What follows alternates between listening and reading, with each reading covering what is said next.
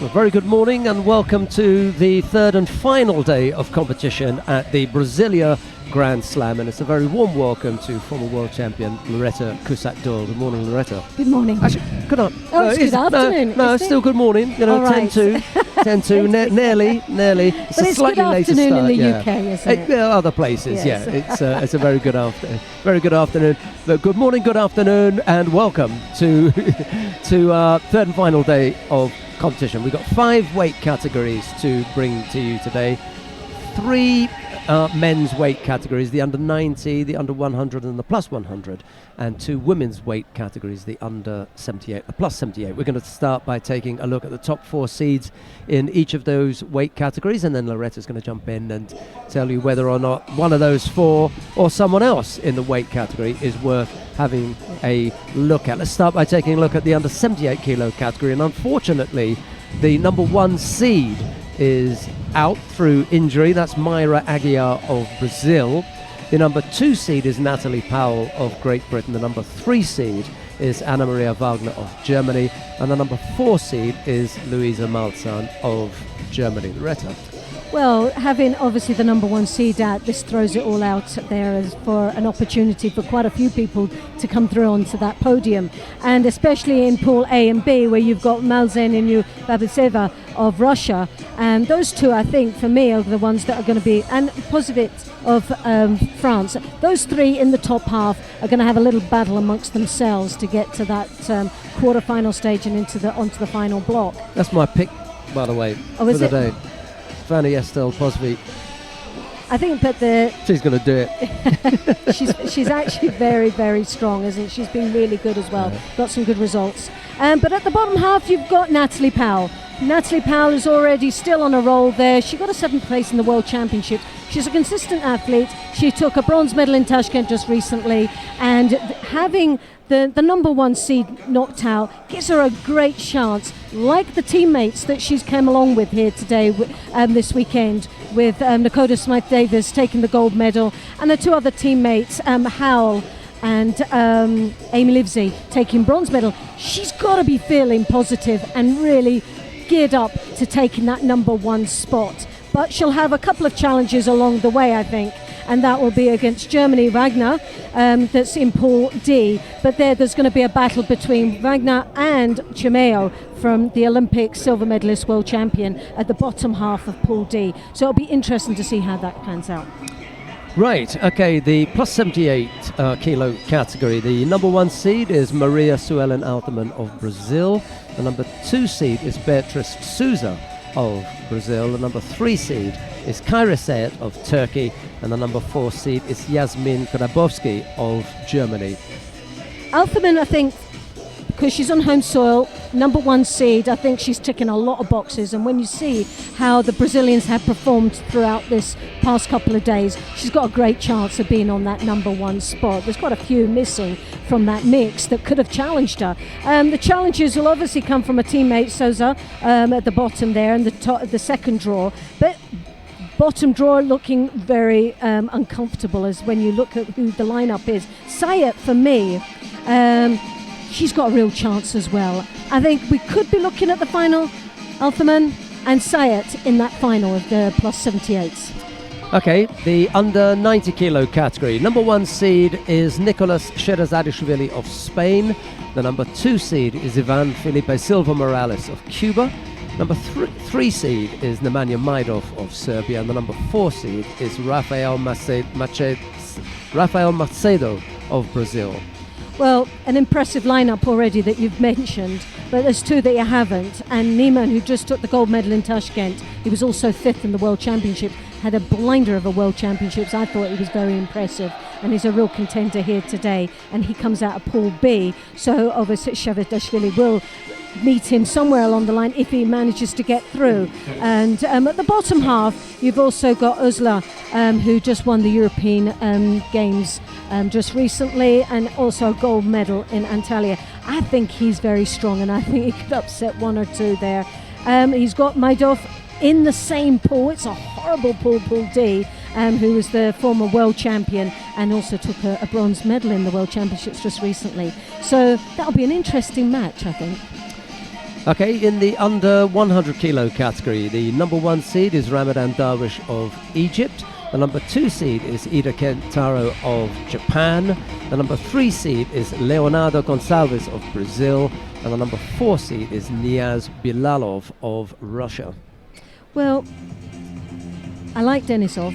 I've got, I think he's, like when you see it again, we saw Magushkov there yesterday taking the gold medal. I think that could give them a little bit of a boost there, and I think they've got a chance of coming through and doing some damage along the way. But Ida for Japan, I'm going to go and put my neck out here and say that he's got a chance of being on that number 1 spot, possibly defeating Darwish, because I think he's the next sort of strongest contender for me for 1 and 2 positioning.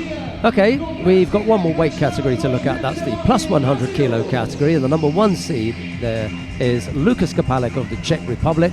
The number 2 seed is Rafael Silva of Brazil. The number 3 seed is David Mura of Brazil. And the number 4 seed is Inal Tasoyev of Russia. Well, there's a couple that you've missed there, and one of them that we've all been talking about that puts a smile to my face, and it's really got me on the edge of the seat. We haven't even started yet, and that's Teddy Rina of France, and he is here, yes, and he is going to fight, and he is actually on the same half as Kripalik, is the number one, the current world champion and Olympic champion. So there's a possibility that we will see 2 Olympic champions once again going head to head. But before we go any further, we've got a video of Teddy Rina, and it'll be nice just to see what he's all about and what he's doing just recently. Okay.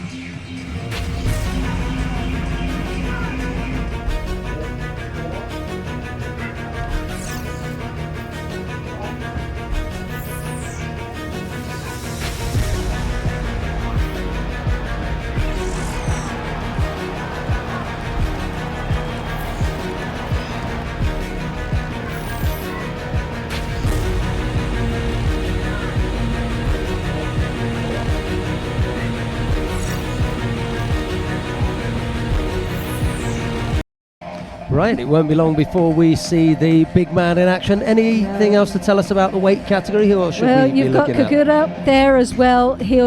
What is going to be a very interesting match, because it is the first match for both the athletes. It's in the second round, and that will be Kagura from Japan, and he'll be up against Teddy Rina in that first match. So it's both of them, they're going out cold, and it really is who's got their game together and who's up for this competition. As we know, Teddy Rina hasn't been on. He went to Montreal and he took the gold medal, but he has been off the scene for quite some time. And the questions that are going out at this moment is he going to be ready in time for the Olympic Games?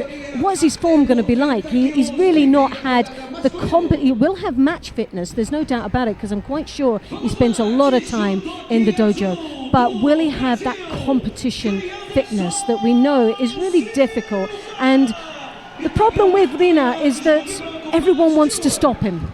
So they'll go to a lot of lengths to try and make him look either passive or stop him doing what he's good at. And sometimes our expectations of someone who's a double Olympic champion, we want to see the big throw, and like what we just seen in that clip there, the big hat eyes, the big man himself producing what we're all excited to watch. Well, it will all unfold very shortly. We're going to go down to mat number 2 to see the opening contest in the under 90 kilo category. Mohab El Nahas of Canada faces Francisco Balanta of Colombia. It'll be El Nahas in the white judogi, Balanta in blue.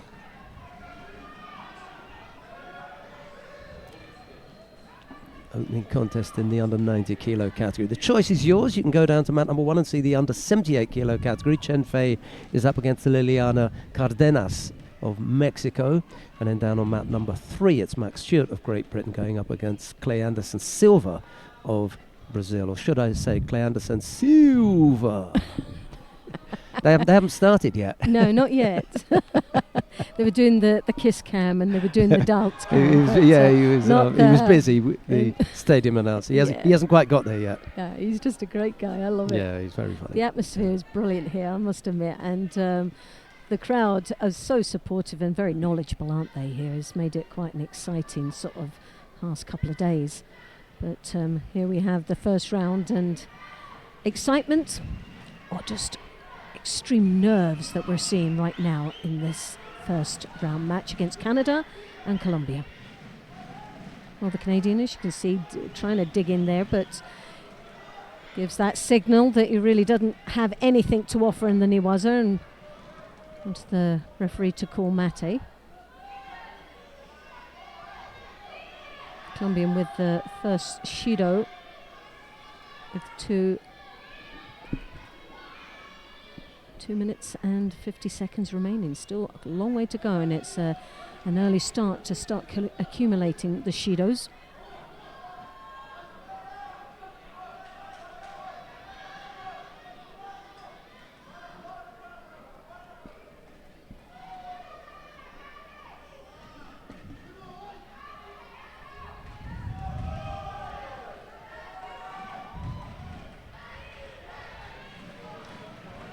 Well, the Canadian coming in with the Cianagi. Now lost a little bit of control, but tries to work his way into the Newaza now, looking for the second option there for him. A little bit too slow to react.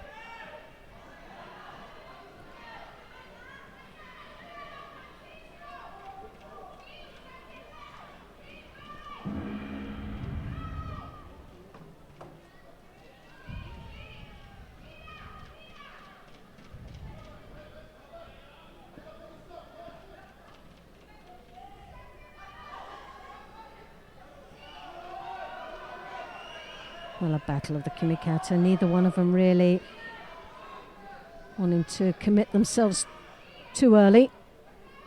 And I say too early, but we're coming in halfway now, and there was a counter, and the Canadian now with a Wazari on the scoreboard. Yeah, he's the brother of Shadi El Nahas in the under 100 kilo category, and if Shadi is at home listening, we'll give the big man a big shout out. Yeah. Hello, Shadi. Yeah, we're missing you. Definitely yeah. missing you. Could have been down here doing your thing, man. Well, he's missed an opportunity, hasn't he? When you look at what's in, he's definitely missed an opportunity.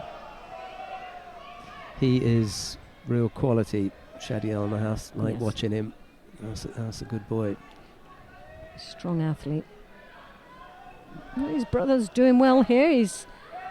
I'm sure Shadi's sitting by the screen now and shouting at the TV. On the edge of his seat. maybe the whole family are there, you know. It's a Oh yeah, definitely. nice little movement there, wasn't there, you know? Yeah, he moves quite well, doesn't he? And yeah. he's not getting too flustered. Obviously, it's a situation now. We're coming into the last minute, and this is a good positioning to be in the Newaza, because the clock will just tick away just nicely, and it will. The more time down in the ground, it gives less time in the Tachiwaza for the Colombian to come back. And there's the second Shido been awarded. Balanta now under extreme pressure. Tries desperately to get past the strong defences of El Nahas. Steps across though, very powerful leg, and with that weight behind it was driving the Canadian forward. But nicely blocked, and he didn't look too threatened by it, but nice reaction though for the Colombian. But he'll have to go a little bit more to try and come back now with only 20 seconds remaining. So Temi was an attempt, but a little bit too slow, and El Nahas missed an opportunity there. He really did. He was a little bit slow on the uptake on that Osakomi.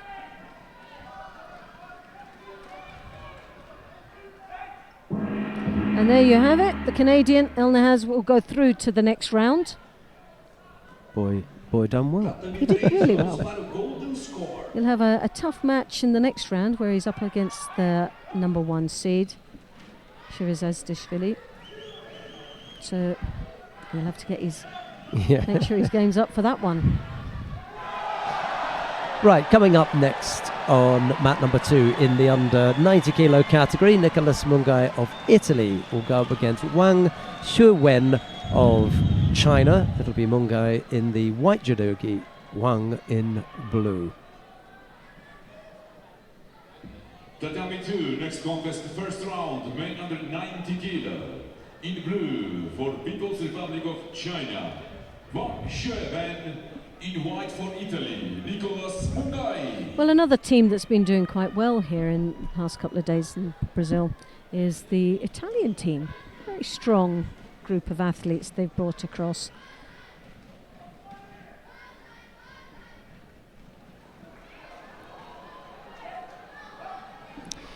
Yeah, it's well worth having a look at how well the different teams have done here. For example, last year in all of the Grand Slams, Brazil won a total of 10 medals. Right. In all of the Grand Slams in 2018, Brazil won 10 medals. Here in Brasilia, up to today, they've won 14. Just shows you the advantage that you can have being on a home ground. You want to win medals, you host a tournament. Host a Grand Slam, guys. That's what the motto is to that. It does make such a difference, doesn't it? Tatami 1, next contest. First round, women over 78 kilos. So Mungai trying to rotate his opponent over at the moment. The defences are too much. Wang defending nicely there, and a lot of energy spent up there from the Italian. Needs to reserve this because I think this could go all the way.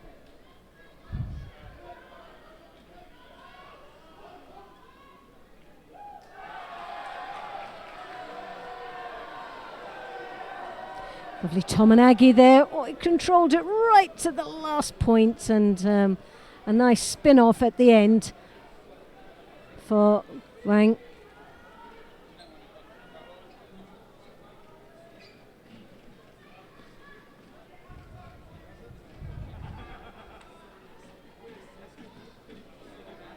Tatami 3, next contest, first round, men under 90 kilo. In blue judogi, representing Peru, Yuta Gallareta Viar. In white, representing International Judo Federation, Popole Misenga. Well, as expected, a very even fought match between both these athletes. Neither one of them giving too much away. It's a battle of who can actually keep the strongest grip, but you've got Mungai, who's had a couple of the Sutemi wazas in, and he's got that lift. They've been very, very strong Tominagis.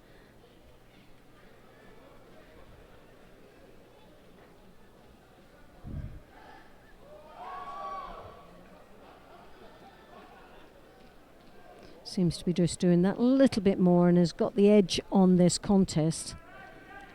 But it's the first round, and sometimes we expect maybe too much so soon, but the problem is that if you miss out in the first round and lose your first fight, that's you having an early shower, and all that preparation goes right out the window. You've not got another opportunity till the next World Tour event that comes along. So it is so important to be so prepared as you come out in the first match.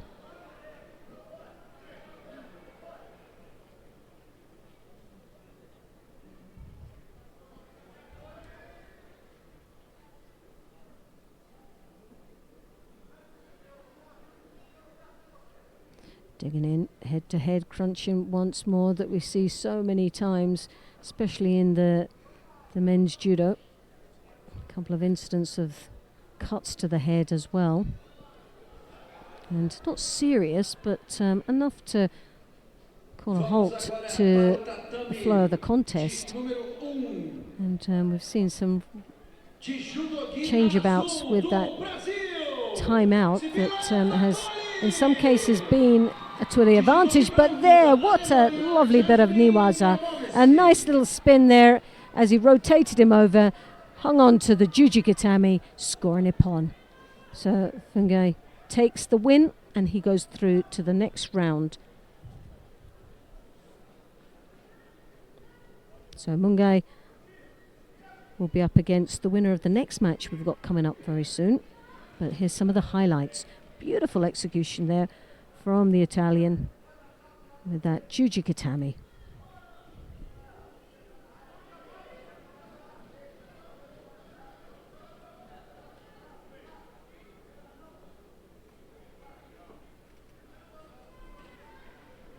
Tatame de número 2, de judogi azul da Alemanha, Petersilka, e de judogi branco do Brasil, Igor Morishige.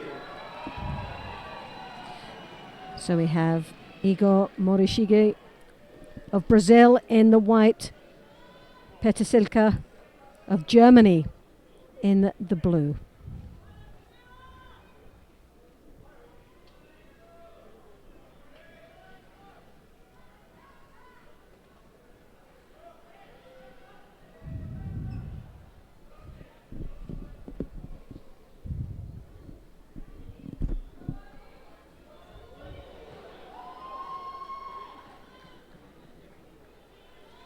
Cross, both opting very similar gripping styles, drawing their opponent's arm out and their own arm across their chest there. But German, the only one to pick up a Shido, which I'm very surprised at, because I didn't really think either one of them had did anything in the opening minute of this contest. But a little bit of a warning there for the German to sort of step it up a bit or two. Well, there you have the Brazilian now holding on the same side as the Gi in a very defensive action. So he picks up his first Shido now. And we've just come past into the third minute.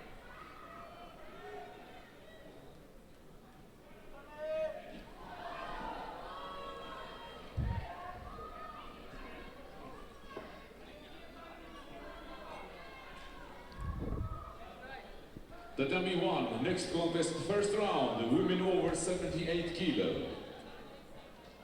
A little bouncing action there, and this crowd trying to encourage the Brazilian.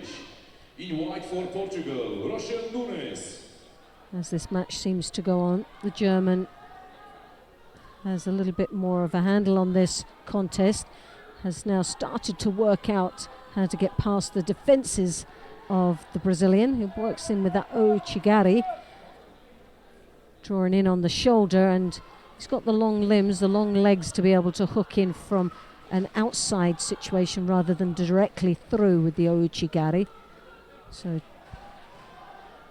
and now working his way round on the top in the Niwaza. He's only got that leg caught up, and but he seems to have secured the head quite nicely there. So the Brazilian in some trouble.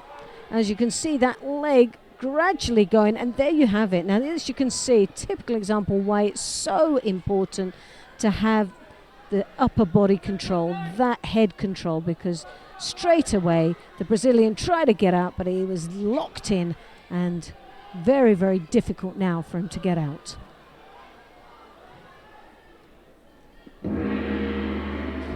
So Petersilka takes the win, and he's up against Mungai in the next round, the second round of the under 90 kilos.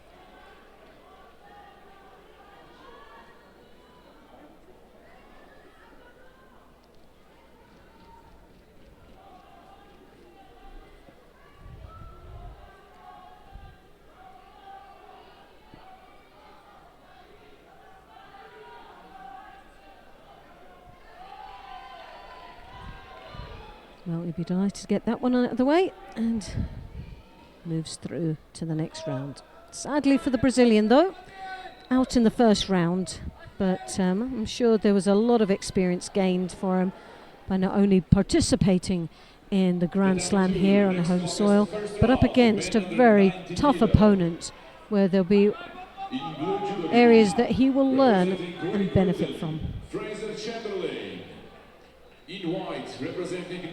So now we have Brown of the USA and Chamberlain of Great Britain. Now, Chamberlain has had some good competition throughout this year. He seems to be really building up, and his confidence and experience is starting to ooze now and come through into his judo, and he's becoming a real contender. And as you can see, he's got an aggressive approach and start to this contest, and he's put Brown in a really difficult situation now as he turns him over, which I'm really surprised there that they called mate. It looked, obviously there was something there, but it did look like it was quite a positive engagement into the ground. Well, they're back up into Tachiwaza now.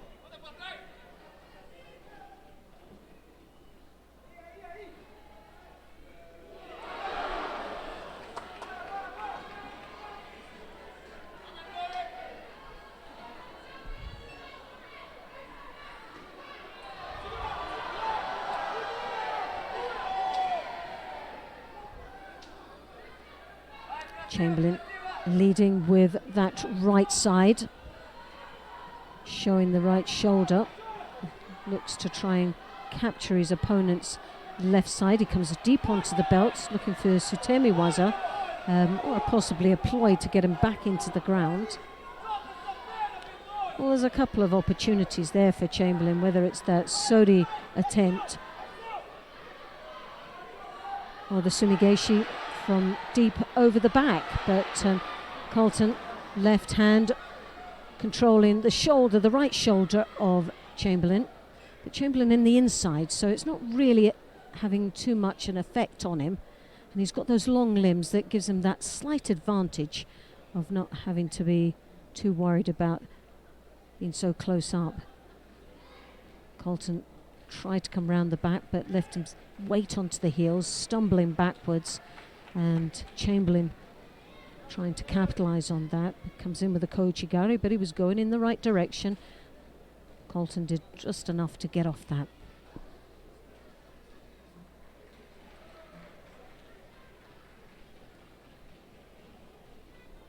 Tatami 3, next contest, first round, men under 90 kilo.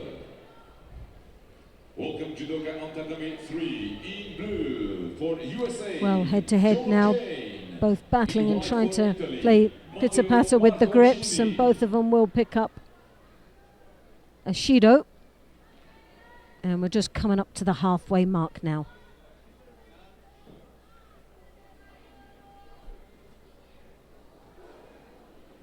Well, a bit of an error there, and Chamberlain finding himself in a very tricky predicament there. Be interesting to see how that all come about.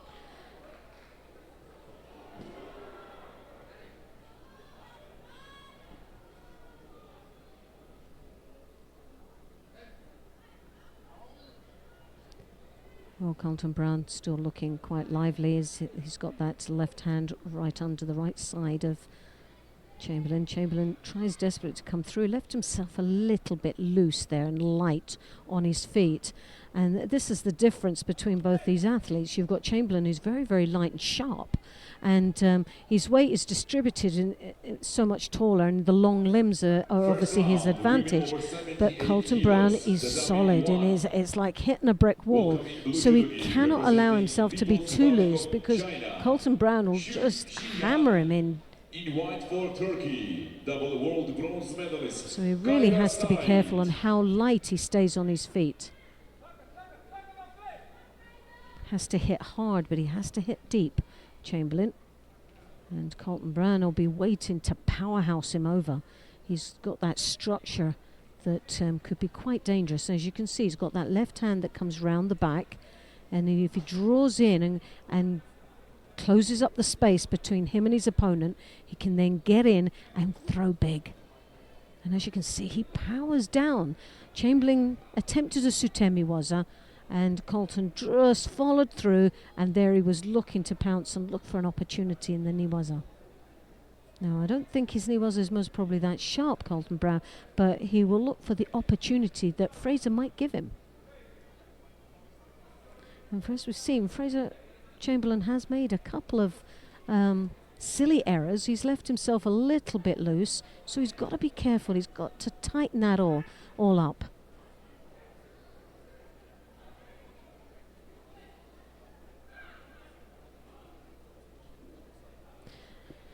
Chamberlain with 2 Shidos, but now Colton Brown with 2 as well. So it once more evens it up, and we're coming to the last seconds, last half a minute of this contest before we might venture into the golden score.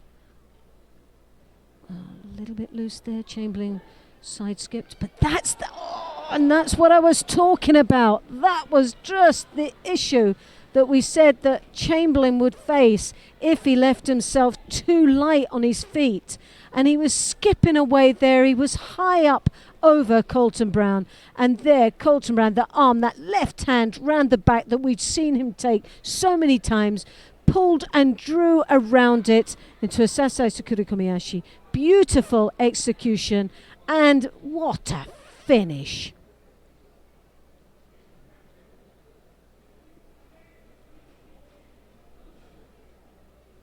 Well, the danger was that left hand round the back.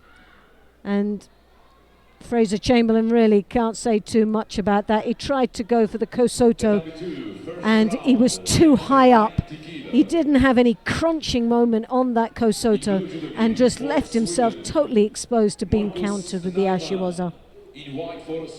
But a great win there for Colton Brown, who goes through to the next round, and he'll be up against the Brazilian Machado in that second round match.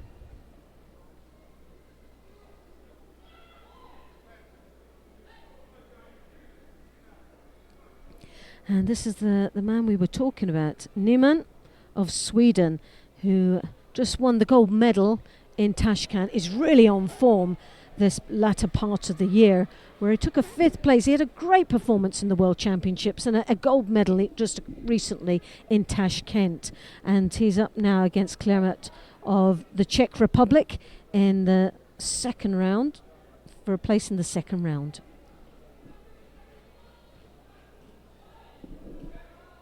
Oh no, he's against Grossklaus. I do apologise. So I'm just one ahead of myself here. But Grossklaus from Switzerland and Nyman of Sweden.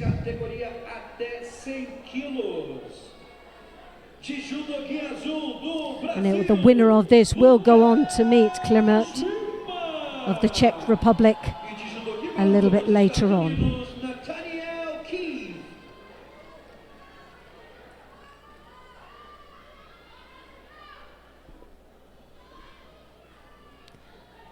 Nyman coming in with the left hand on the right lapel there. He's got his hands all tied up at this moment. As you can see, Grossklaus controlling that sleeve, which is causing a bit of frustration for Nyman.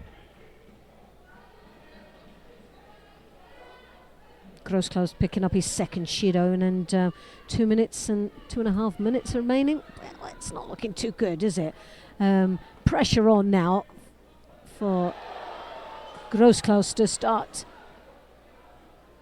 putting in a few more attacks. He's given away 2 valuable percentages, and that's those 2 Shidos. And one more would result in the disqualification of Hans Sokumaki. Nyman coming in with Sutemi Waza. Well, it was a good move. He broke his opponent's balance there quite nicely.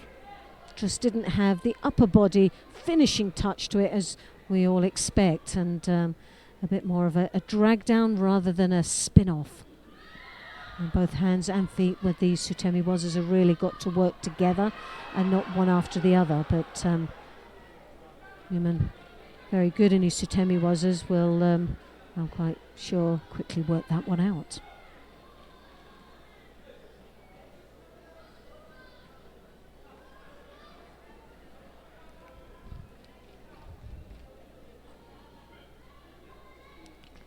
Well, Grossklaus tries to come in the inside there, but as you can see, Nyman with that left hand, but quickly Grossklaus takes the left hand off again. Wants to try and control that left sleeve, but within controlling it, needs to be able to attack. He's got the, and there you have it. He just could not control it. An Ippon's been called, but Nyman's not going to be messing around. He's going to wait until the care system says Yes, I think you got that. But looking at the angle that we've seen the attack, I don't think there was any questions about what score that was. A beautiful Tewaza attack, upper body control completely, pulling on that his opponent's right sleeve with the left hand, and the head movement just nicely working around with the same pace as the left hand. As you can see, as he pulls, he really pulls down deep, and heads goes directly to the position that his opponent falls. So it was a great finish.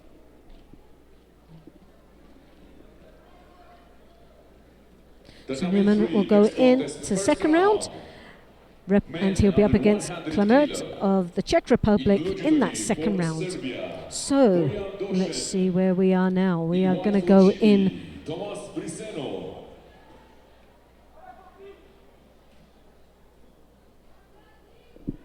First round, men under 100 kilos, tatami 2. In blue judogi, representing Ivory Coast, Kofi Krim Kobena. In white for Hungary, Ohad Zalan. So we're going to stay with this match representing Ohad of Hungary in the white, and representing Ivory Coast we have Kobena. Kobena in the blue and Ohad in the white. This is the under 100 kilograms, and for me, I've watched Kobena quite a few times now, and every time I see him, he becomes more and more dangerous on that tatami in the World Tour. He is so big, he is so strong, and what's just missing is that international experience, that exposure on this World Tour.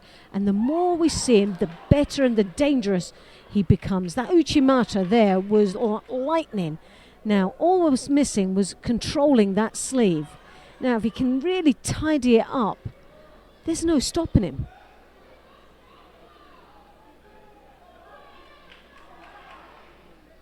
And I think it's quite easy for some of these countries to maybe underestimate somebody that's coming from the Ivory Coast, but I'm quite sure after competing with him, if they get that opportunity, they've got to give him full respect, because he's such a strong and a real contender here.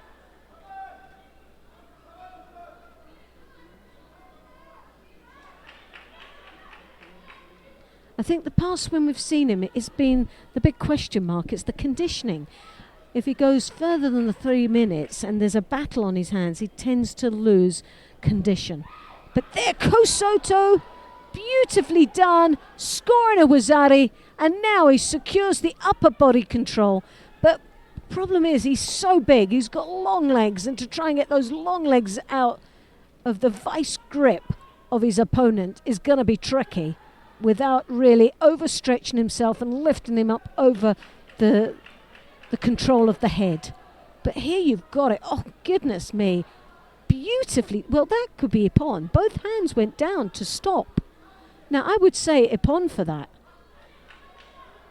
He used both his hands to stop himself going onto his back. Both elbows simultaneously went down to block. And yes, they've given it an Ippon, but the wrong way.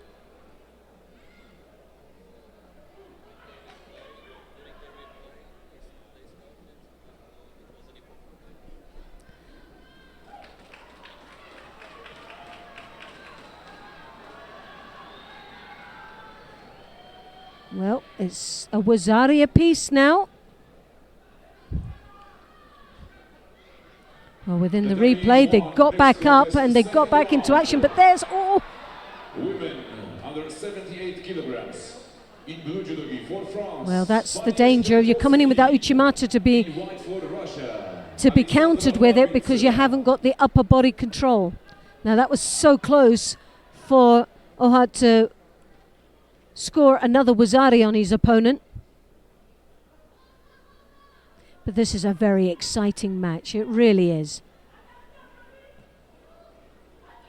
Sutemi Waza, and yet there you have it. The Wazari is set to Ippon, and Ohad takes the win with only a minute and a half remaining. Well, again, another great performance from this young man from the Ivory Coast, Kobena.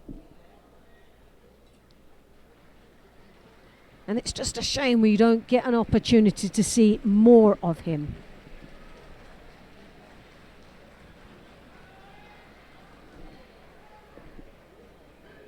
And here we can see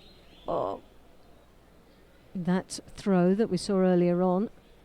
Just missed it with the replay, but here's some of the highlights. That Kosota. Beautifully done. Just reacted well, but as you could see, it was initiated on that Uchimata. The height, he just didn't have the upper body control. He just didn't have the finishing touch to it. But those long legs are so dangerous. And the Sutemi was spinning him off to the side, to the weakest point. Got him the final score that took him into the second round.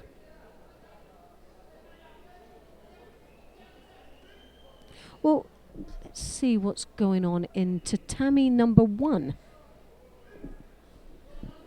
So this was one of the matches that we were going to highlight as two with a real potential of being on that podium. But sadly, they're both up against each other in the second round. And so only one of them are going to get through. Now, which one is it going to be? But Posvit, for me, a great athlete and comes obviously from a country that produces such fine heavyweights. And there you have a lovely counter. Beautifully done there. Babiseva, a strong athlete, again, one that has real potential in the World Championships. 2008 was a bronze medalist, and this year alone took just recently in Montreal a silver, and at the beginning of the year started off really well with a silver again. So 2 silvers today throughout this year, showing what she's capable of doing, the Russian. And the Russians have had some success throughout this weekend. Will this be another one? Well, she's looking very sharp out here, but Posvit was gold medalist in Hojhot and also a silver medalist in Zagreb. So both very familiar, being on the top spot of a podium, battling away in finals. The battle here is trying to get over this second hurdle to take them into the quarter final stage. 18 athletes participated in this competition. Sadly, Aguirre, who was the number 1 seed, had to withdraw through injury. But here's some of this is them back into action now.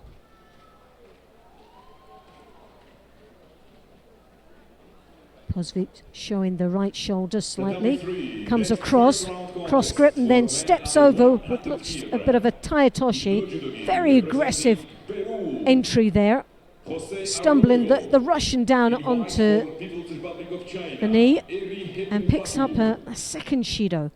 So she's really now going to have to be careful here, because there's still 1 minute 40 seconds remaining, a long time to still try and stay fully engaged without making any mistakes. Posvit dancing around her opponent there, very light on her feet, looking for an opening. And she's got that right hand on the lapel, the left hand holding her opponent's right sleeve, as she wants to step across for what looks to be that Tayatoshi.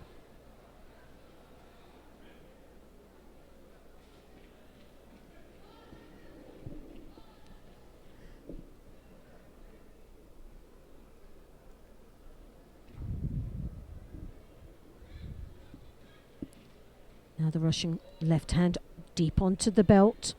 Now she's got a great positioning here. She's got to do something with it though, but as you can see, Posvit felt very uncomfortable and very threatened on the edge of the contest area, and will pick up a Shido for that because she looked like she was dropping, but sadly she gets nothing. I'm really surprised with that because it looks so obvious that she just backed out of the way. And there you have a lovely throw. Counter score in a Wazari, and timing perfect with just a little bit more than half a minute remaining in this contest, and she's got the Osakomi. Posvit all tied up there. Will be disappointed with that. It was that grip round the back that Ko Soto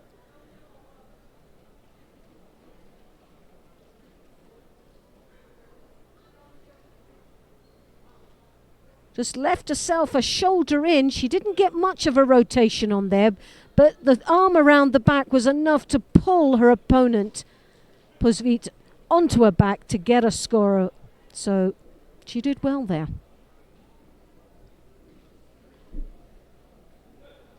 And sadly for Posvit, she's out of the competition. Babiseva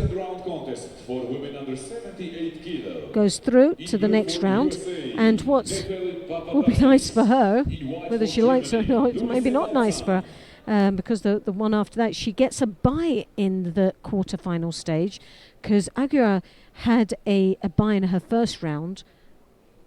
Oh no, it all depends. There's someone else there, so I see who she'll be up against. It will be either the Chinese or the Mexican that she'll be up against. It's that group that will have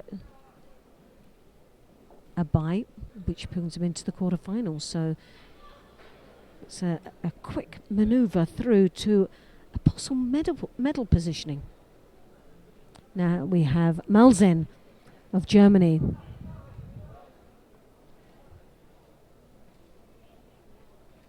And we have representing the USA, Papadaskis.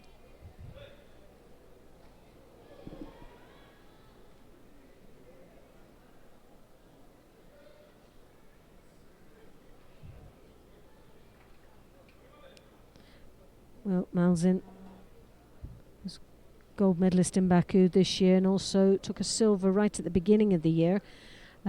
Started off the year very, very well.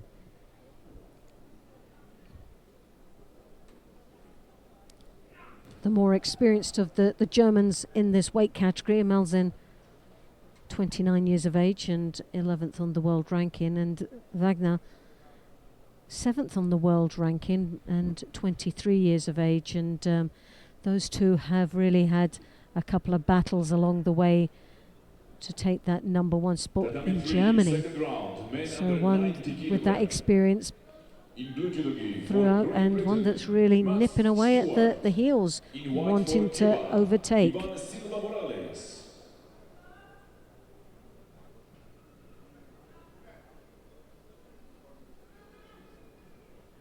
Malzen still has the edge though, and as both athletes are in this competition, and really it's a good thing because they were both on opposite sides, so it'll be a chance for them to either meet up at the latter stage of the competition, or one get on the podium, and it's another result, whichever way it goes. But Malzen seems to be comfortably leading here. Has not really been challenged too much by the American.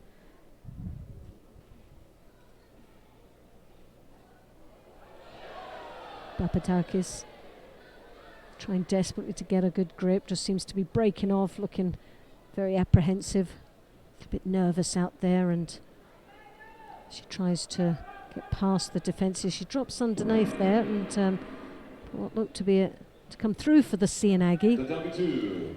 But Malzen straight away wants to go down, and he was, and she looks up at the referee. She was a bit disappointed there because she was hoping to finish her opponent off in the ground, but didn't really get a chance to settle in too much.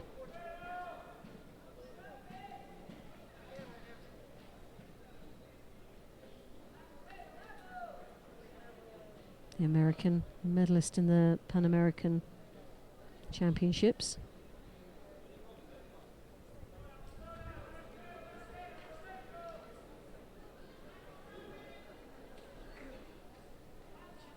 Second round, men under 90 kilograms, tatami 3. In blue for Peru, Utah Galarreta Viar. In white for Dominican Republic, Robert Florentino.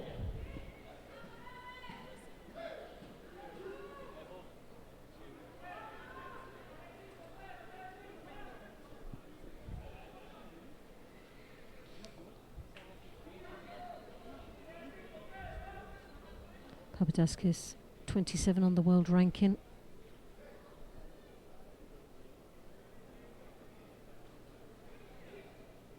.21 years of age. Youngster coming through with great potential for the American team. Just missed out on a medal in Tashkent just recently. Took 5th place there. And she's given Malzahn a good run for her money, I must say. Really has pushed her, although she has been trailing by a Wazari. It's not been an easy job here for Malzahn, who would you expect with the world-class athlete that she is, and up against a lesser, least experienced athlete. She's not getting her own way. The American with the Pan American Championships this year was a bronze medalist.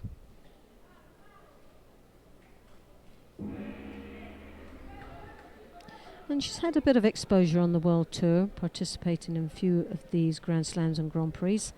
So again, another experience that she can work with and move on in her career. But the winner here, though, goes to Malzahn for Germany, who will go through to the next round. And sadly for the Americans, she will go out on this round because she needed to get to the quarterfinal stage. But there's some of the highlights.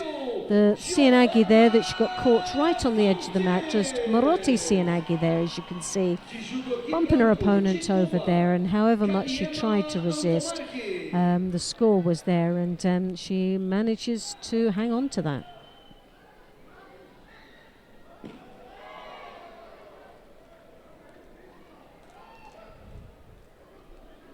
So Malzahn will be up against the winner of these two athletes now. We would say Antomache of Cuba.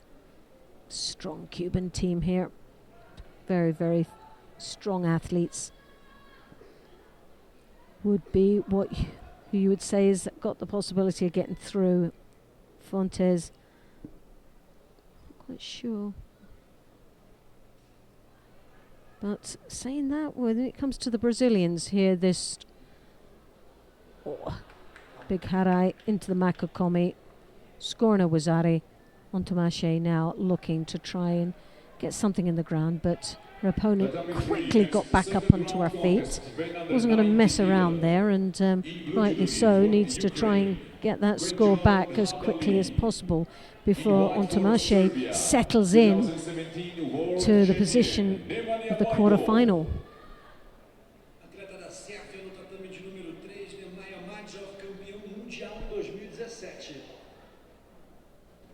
Well, Giovanna Fontes, 39 on the world ranking. In blue for Canada, Mohamed El Nahas. 20 years of age, just a youngster coming through, but what experience she's going to gain. Not only has she got a very tough, we don't really have too much. She's fought in a couple of the European Cups this year. One of the last ones being in July in Berlin in the Junior European Cup, where she sadly only had 2 matches. She won 1 match and didn't get much of an experience, but she's had 1 bronze medal in a European Cup. But for them, it's to go all the way to Europe, and Europe is a strong nation for judo, there's no doubt about it, for juniors especially. So a good result.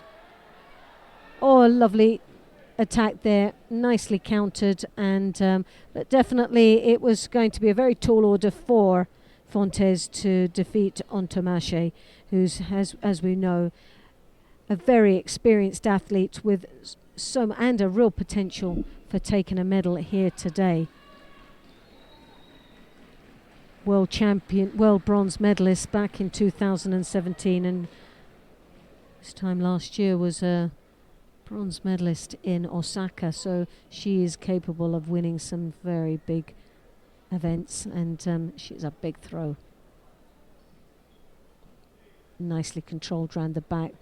The Kosoto, beautifully done, nicely controlled, and a great finish.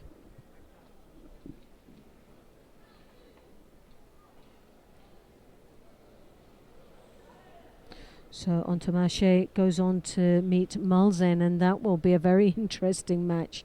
That's not going to be easy at all, and that will be a big test. I think whoever really, well, we have, I think the Russian will go through, and so they'll most probably get the Russian a little bit later on. So this is where it starts to get nitty gritty, where it's going to get really tough for these athletes.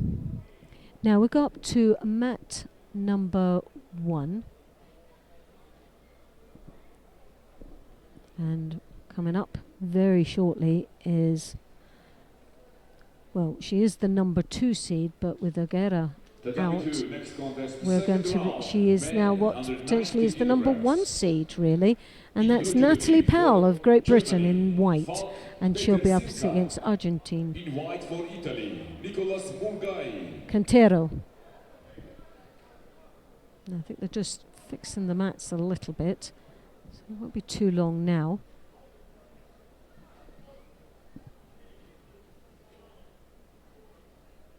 So here the athletes. So this is the first match of the day for Natalie Powell, who just come back from Tashkent with a bronze medal around her neck, and she's up against the Argentinian, who is Pan American silver medalist, and Cantera Lucia.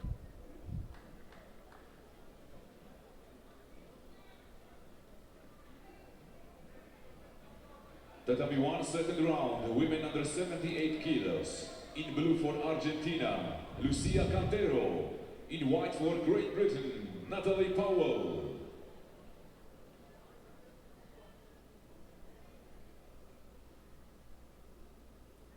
Well, Powell just trying to settle in on the grips first. Cantero ruffling a little bit there, using her feet to try and distract away the upper body control that she's trying to get over Powell. But Powell's quite physical, and then she's, as we know, she likes to come round the back. She loves to get that grip on the belt, and the deeper she can get, the better it is for her when she comes in with those hips.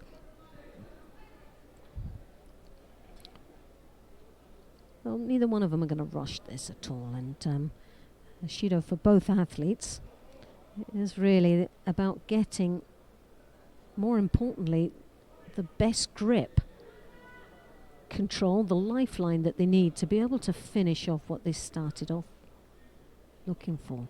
So as you get left hand round the back again once more, but she keeps switching it. Obviously feels a little bit unsettled at the moment. I'm not sure why, because there doesn't seem to be, but that is maybe one of the big threats. They both seem to be very, very similar in styles. Both like to do that big hippie sort of throw, but also the big uranagi style, and off the same grip. So maybe the clash of styles, both being so similar, is most probably what's been quite unsettling for Powell. Left hand once more. She seems to be moving that left hand around quite a lot at the moment, and really not happy in securing anything yet. And Cantero comes in the inside all the time. That was an opportunity for Powell there. Cantero had let the grip go, but there you have it, a nice throw, countered her, scoring a Wazari. It could also almost be upon that one. It was a very clean throw, and now Powell, just coming up to the halfway mark, takes the lead with a Wazari on the scoreboard. Now Powell comes once more, left hand inside, high collar grip this time. She's got the sleeve. Now she'll work the feet. She changes it. She comes deep on the back. Oh, and a big hara, hey, beautifully done. Well, the other one was close to being Ippon, but there was no doubt about that. That was definitely Ippon. And what a great start for Natalie Powell of Great Britain, who goes through to the quarter-final stage.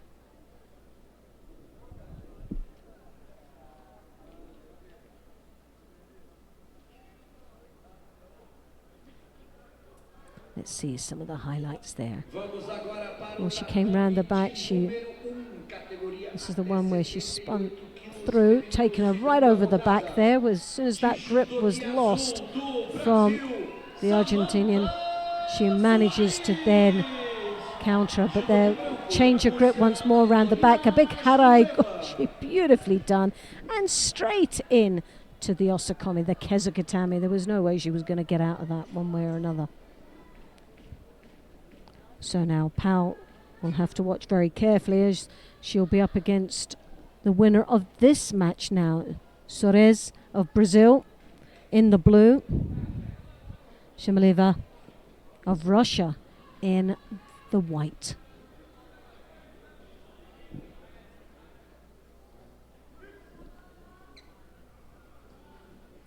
Well, Shimileva, as you can see, very, very tall athlete, with that right hand that throws deeply onto the neck of her opponent, towering over the Brazilian. And but it's all right being that tall, but it's having the right judo that will match the size of the athlete. And although she had a great start in controlling her opponent, sadly she picks up the first Shido for an infringement, the gripping. Well, the Brazilian now totally breaking down any strong grip that she has, and more or less slams her down into the niwaza. There was no real technique at all in that. It was just brute strength.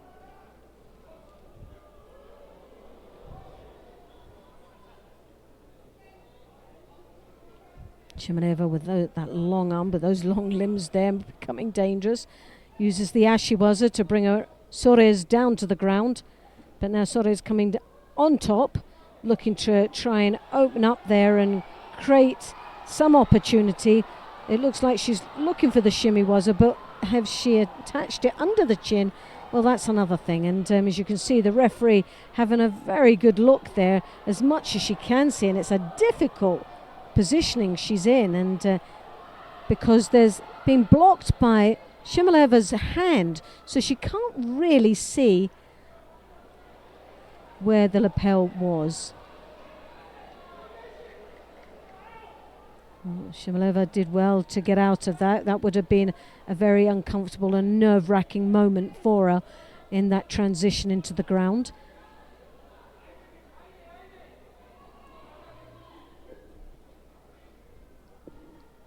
Soares strong in the inside grip. Looks towered over her opponent. As she steps across, a big powerful front attack there. More or less the upper body control, and the hip just clipped her opponent's thigh. If she'd actually got to reach across more with that leg, she may have got a score upon her opponent.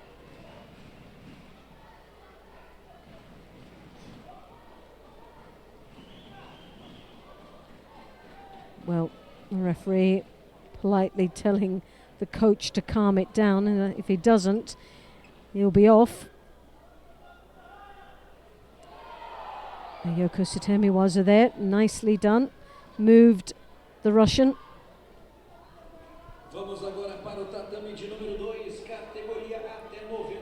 So we see here what's happening. It's that high collar grip, and she drops right underneath her. Nice little move there.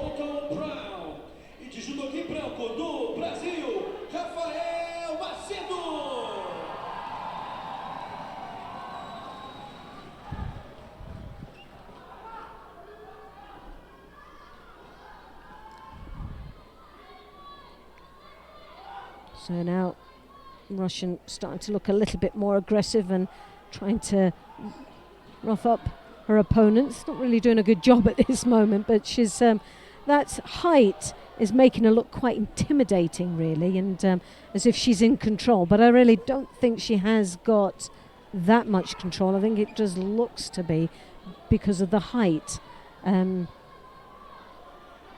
She gets the upper hand there with a high collar grip, comes in with the Uchimata. Now we're seeing a little bit more action from the Russian, and she really needs to push this a bit harder. She's got 2 Shidos, and she has to stay fully engaged in this contest, otherwise she's going to end up with a penalty, and that means a disqualification. Well, that looked a bit nifty there and looked very dangerous as well.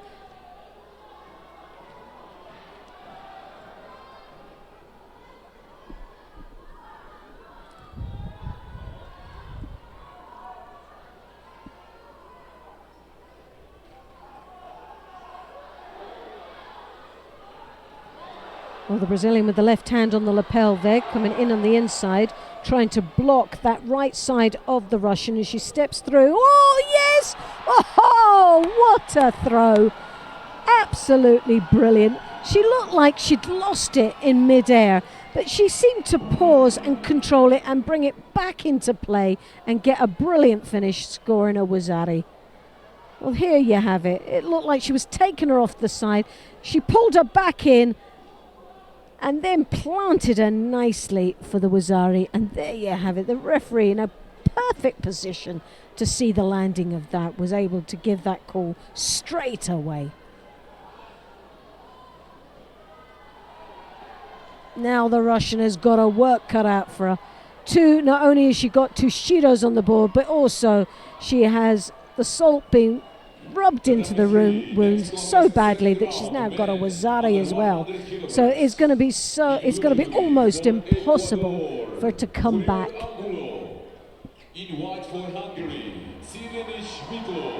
And there you have it. What a win for the Brazilian, and what a nice finish for the Brazilian crowd here. That was lovely.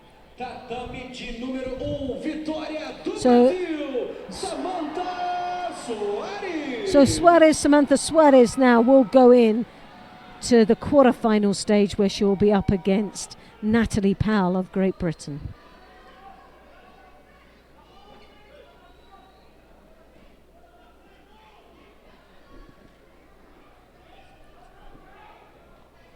Tatami 1, next second round contest, women under 78 kilograms.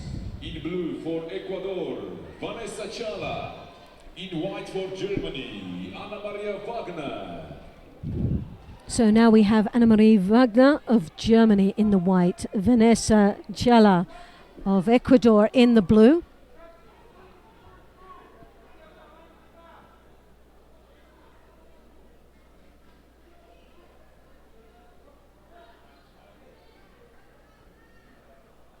Wagner looking for the Osotogari. Didn't have any upper body control, only had the legs in deep enough that obviously wasn't going to get countered from it, but always dangerous when you don't have that control. She throws that right hand over the top, gets a deep grip around the back of Chala.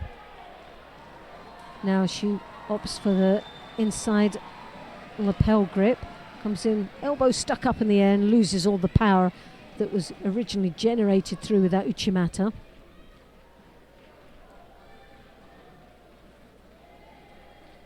Tatame de número 2, vitória do Brasil, Rafael Macedo.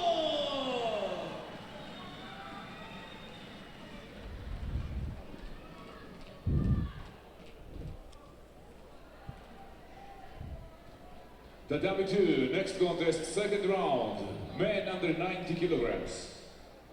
In blue judogi for Sweden, Marcus Neiman. In white for Czech Republic, David Klamert.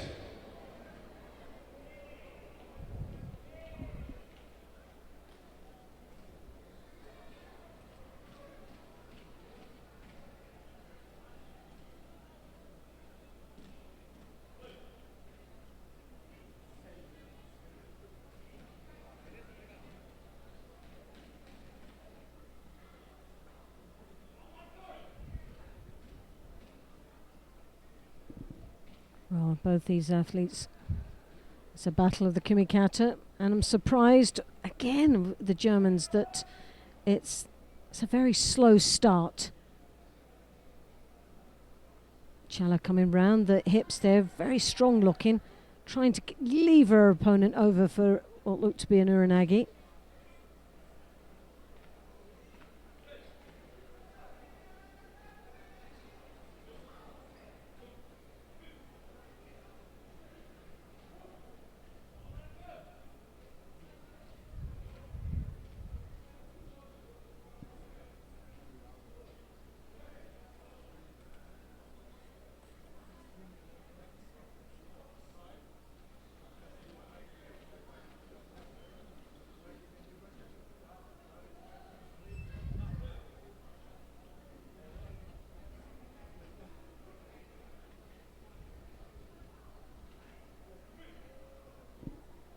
The high collar grip there for Wagner. Hooking in, trying to avoid getting lifted, as you can see on the counter by Chala.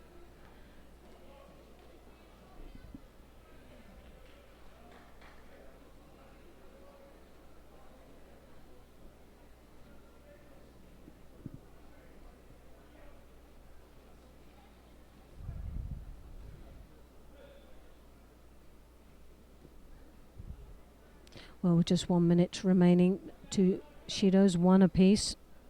No score as yet.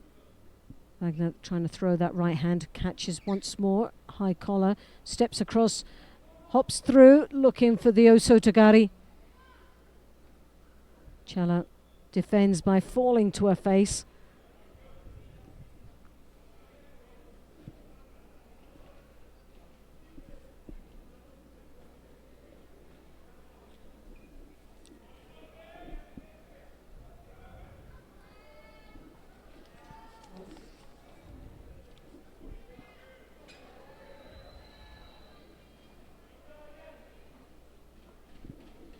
Vamos agora para o tatame de número 3, categoria até 100 quilos, masculino, segunda rodada. De judogi azul do Chile, Tomás Briceno. E de judogi branco do Brasil, Leonardo Gonçalves.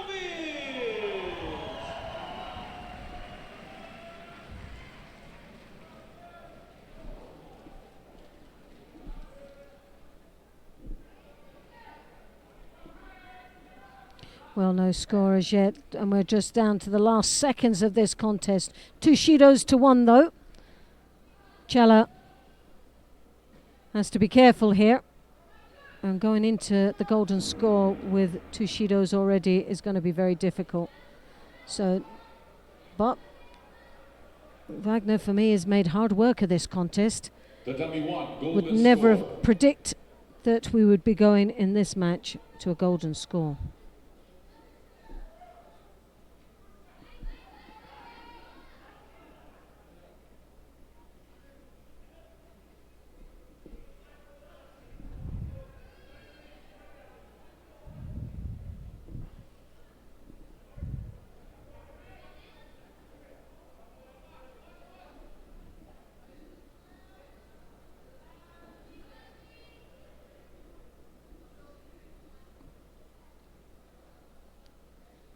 Well, that drop says it all really, and I think we could be looking at the third and final Shido.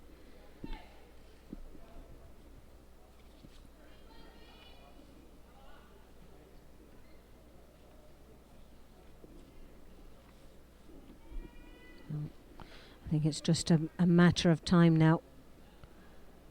Chala throwing that arm over the top, tries to step across like we've seen Wagner doing a little bit earlier on, but left herself exposed for the counter, and finally we get a finish there from Wagner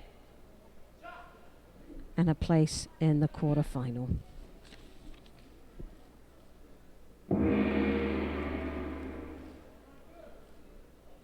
Now Wagner will have to watch very carefully with the next match coming up, and for the reason is that it's between Audrey Chimeo of France in the white, and she's up against Camila Pons of Brazil, and the winner of that match will be her opponent in the quarterfinal stage. But here's some of the highlights.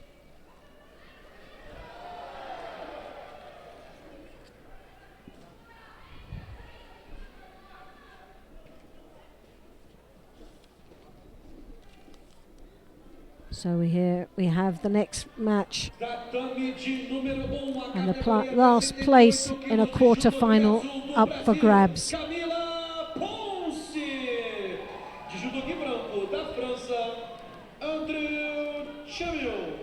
Jamil from France in the white.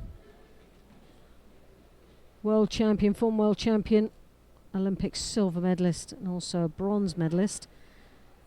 Sadly hasn't actually had a medal at all this year. She's been very close, a few 7th places, and she's had some real tough battles, but hasn't managed to set foot on the podium. Will today be a better day for her? Well, she's starting off very well, a very aggressive start, and she's making this look very easy. So I can't see her not getting into that quarter-final stage, as the Osakumi is on, and Pons desperately trying to get out.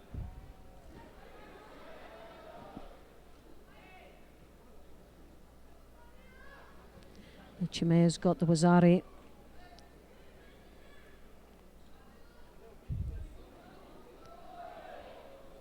Pons did well to get out of the strong grips of the French girl. French opponent's very, very strong. We've seen that over the years, and someone who's been on the scene for a long time with oozing of confidence and also has so much experience.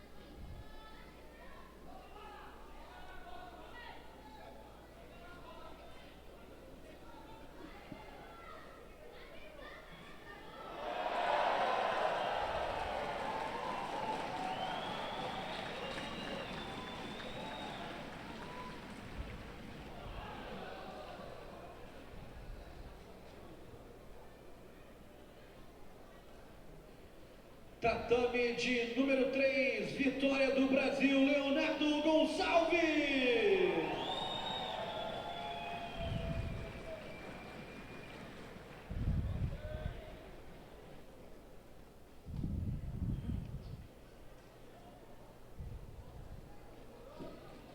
Tatame 3, next second round contest for men under 100 kilograms.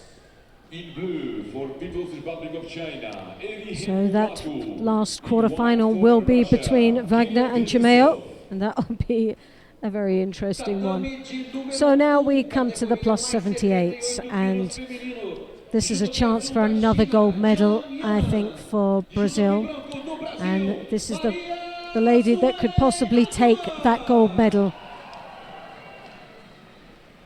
Athema of Brazil now, as you can see there, in the white gi, and she's up against Yang of China.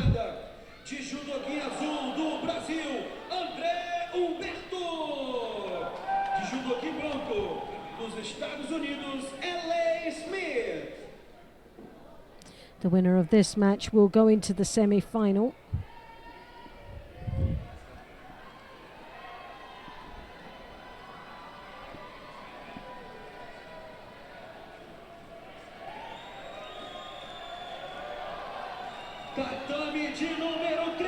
And already China picks up the first Shido for her defensive action.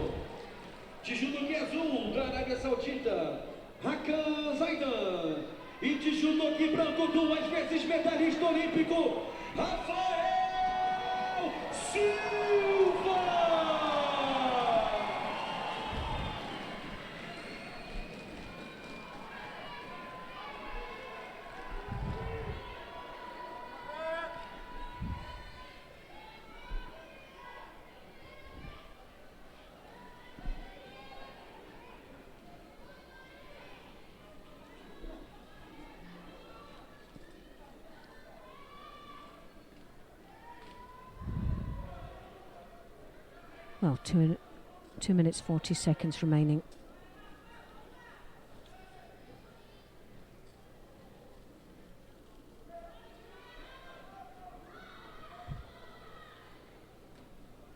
The Brazilian looking to get that left hand through the defences and a high collar.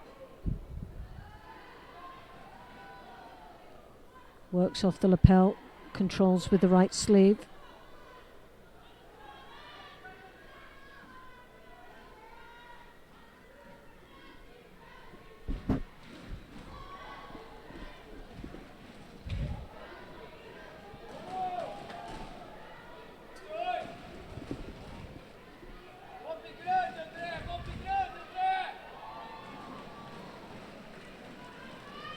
Tatame de número 3, vitória do Brasil, Rafael Silva!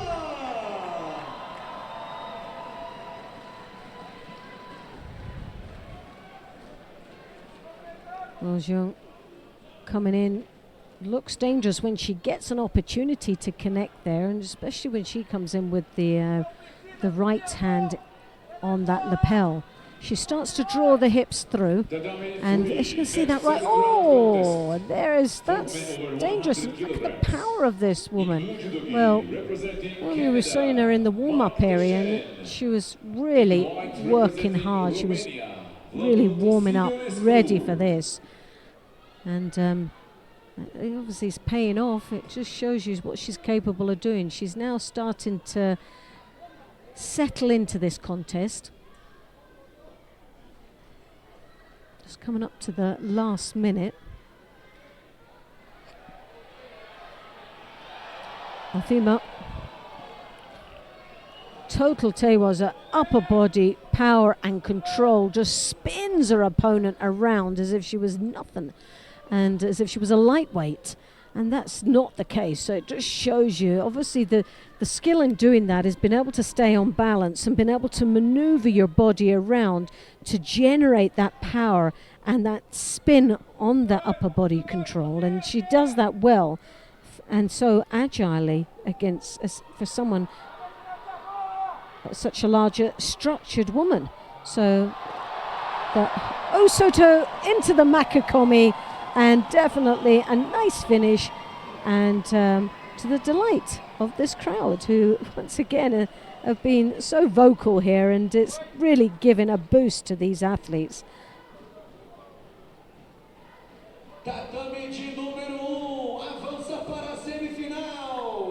So she came over the top, you can see, hand right on the back patch, stepped in with the Osotogari, and then continued to work around into the Makakomi.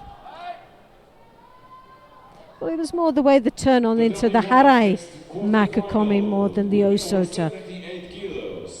In blue judogi for Portugal, Rochelle Nunes. In white for Germany, Jasmin Grabowski.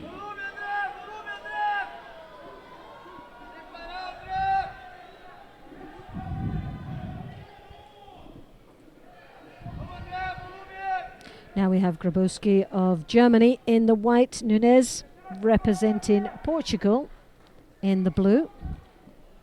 Again, the winner of this will meet Althman of Brazil in that semi-final.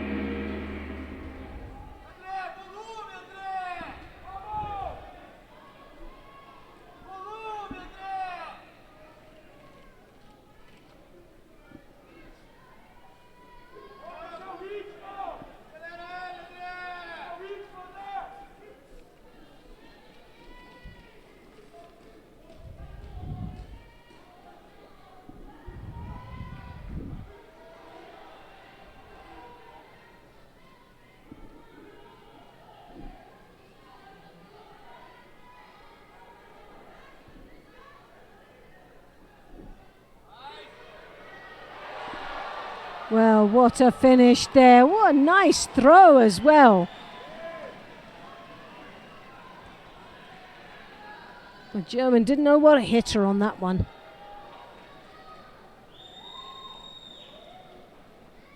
You could see it was starting to become a really nice build up towards the edge of the contest area. Tatami 1, winner of the quarterfinal, in blue for Portugal, Rochelle Nunes. High over the back grip. Stepped in for look, the Oso Tagari and continued. You thought she was going to go for the Makikomi, but she went straight for it. The Oso Tagari. Beautifully done.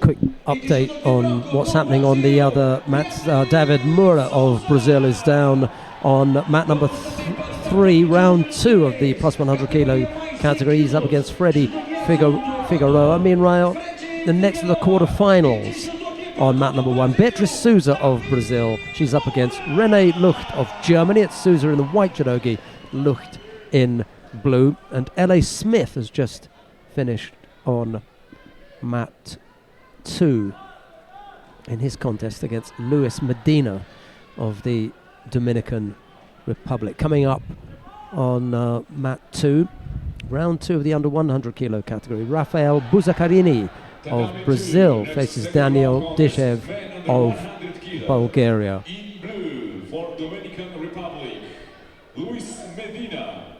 In white for Russia, Nias Bilalov.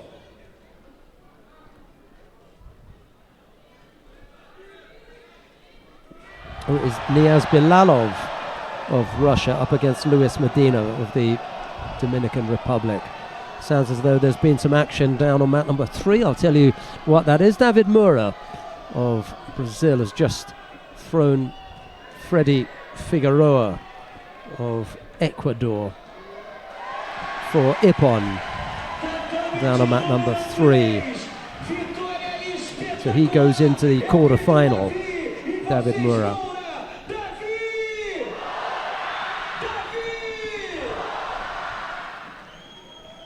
And coming up on mat number 3 now, it'll be Yahiv Kamo of the Ukraine to go up against Zarko Chulum of Serbia. Tatami 3, next contest, second round, men over 100 kilograms. In blue judogi for Serbia, Zarko Chulum. In white for Ukraine, Yahiv Kamo. Tatame de número 2, categoria até 100 quilos masculino. Da Bulgária, de judogi azul, Daniel Pitchev. E de judogi branco do Brasil, Rafael Buzacarini.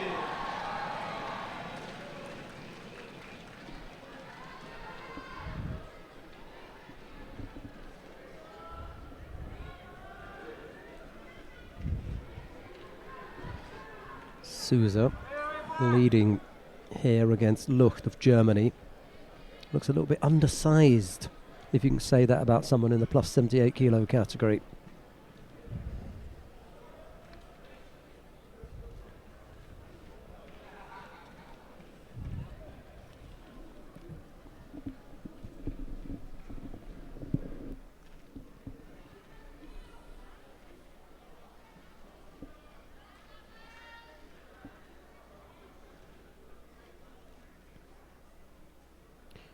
It's a contact lens that Lucht has got to try and put back in now.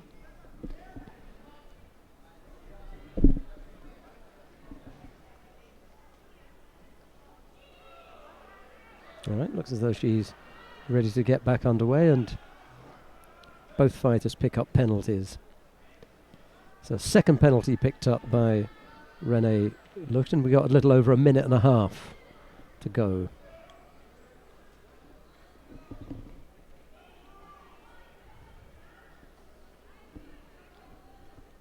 We'll stick with the quarterfinals for the time being.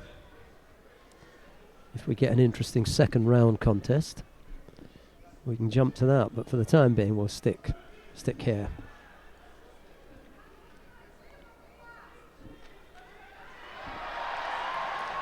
Nice finish from Beatriz Souza. She throws Renee Lucht a second time. And it is Souza who goes into the semi-final. Lucht goes down into the repechage. Tatame de número 1, vitória do Brasil, Beatriz Souza. It's not bad. Got the right leg across there, and nice finish with the hands. Right, who have we got coming up now? I think Neil Adams had one of these fighters as his pick, if I'm not mistaken. Xu Shiyan of China.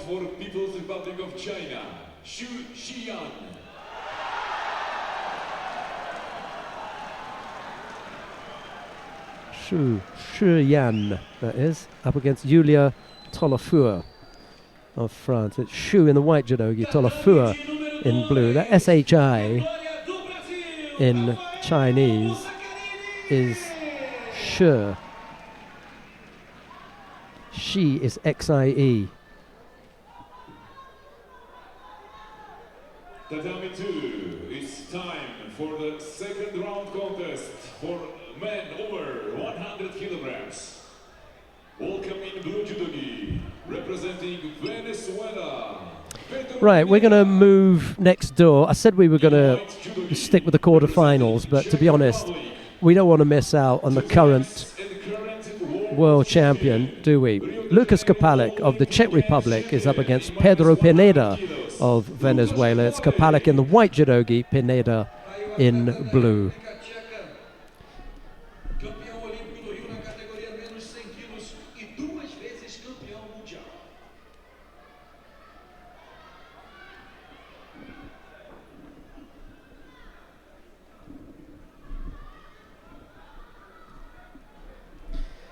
Just tidying up the tatami with all the heavyweight movement. They've shifted a little bit, not surprisingly. As soon as that's done, we'll be underway with the second round contest. Kapalik and Pineda. We'll follow that with Sven Heinler and Juscelino Junior of Brazil. I see Ivan Felipe Silva Morales warming up. He'll be on mat number 3 after Carmo and Chulam. Not sure what the score is there. It's Carmo who's won out there. 3 penalties against Zarko Chulam. Xu Shiyan has picked up a single penalty. That's down on mat number 1. Okay, here we go then. Our first look at Lucas Kapalik today up against Pedro Pineda.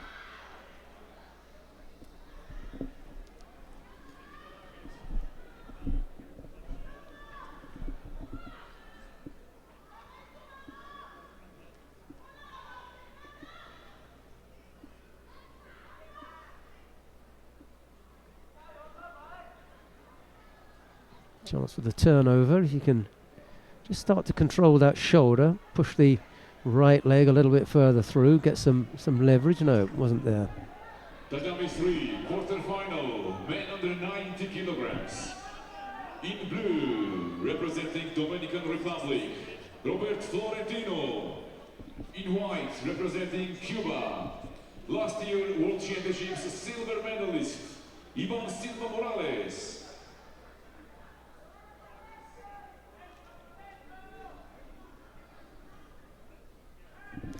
Good contest down on mat number 3 if you want to take a look at that. Ivan Felipe Silva Morales going up against Robert Florentino. Almost neighbours.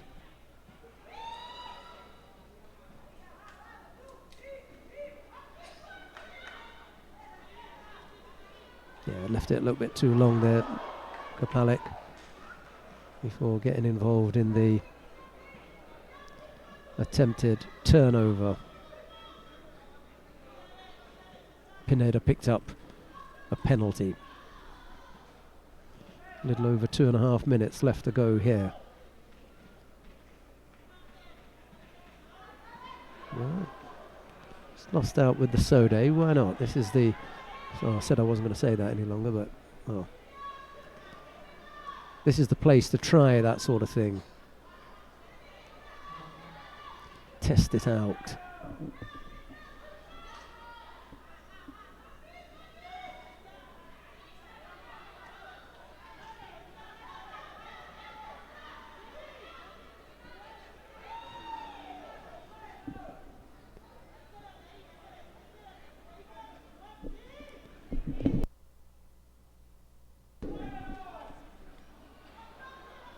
almost off the other side there.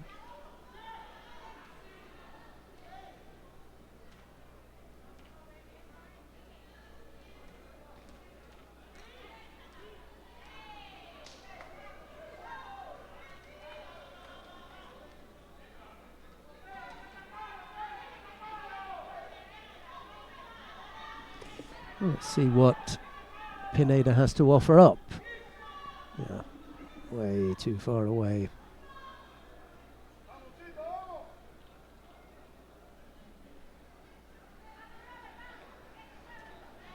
And again, just a little bit too much weight to move for Kapalik there, I think. Gonna need to get in a better position in order to execute that turnover.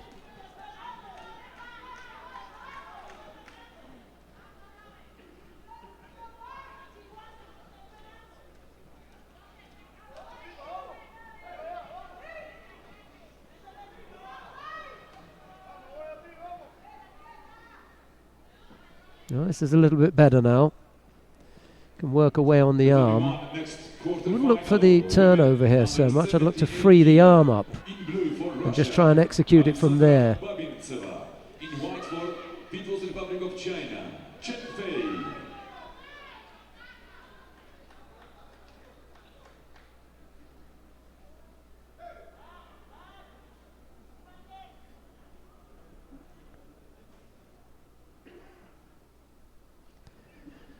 False attack. Third penalty picked up by Pineda. Not the most riveting of contests, was it? Unfortunately. Let's see what's happening down on mat number 3 then. Ivan Felipe Silva Morales has just thrown Robert Florentino for Ippon down on mat number 3. We got there just in time to see that, I think.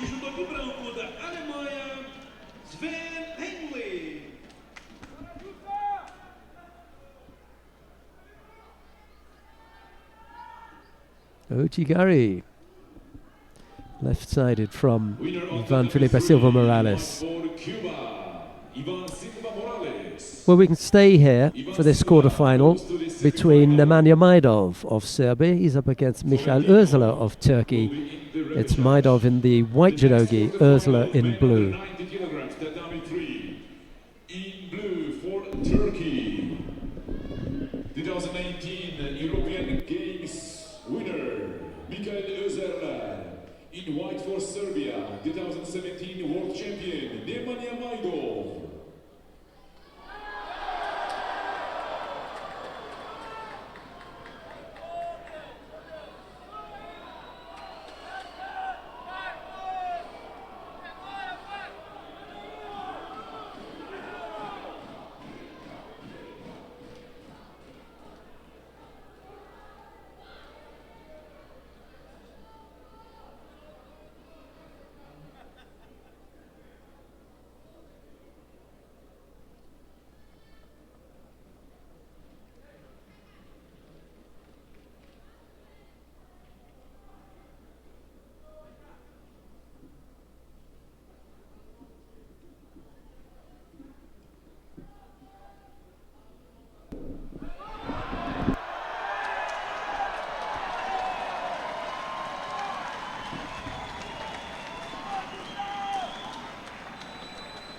Ursula picked up a Shido there. The noise from the adjoining mat was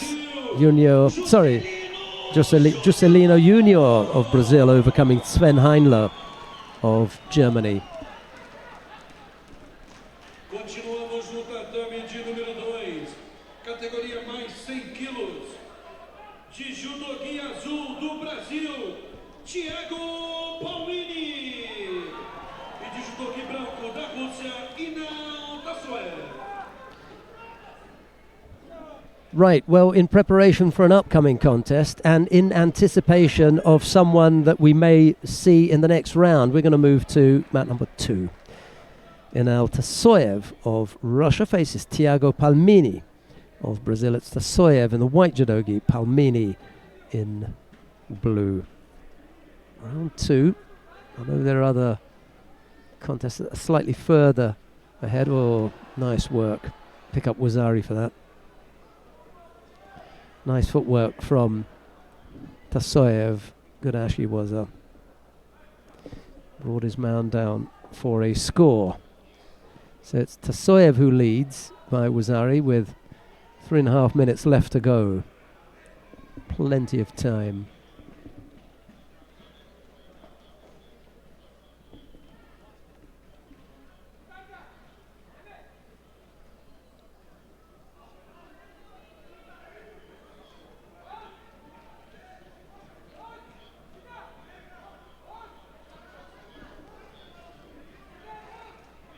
Chen Fei and Alexandra Babintseva are still involved in their quarter-final. There's a little bit of footwork there. Ooh, neat.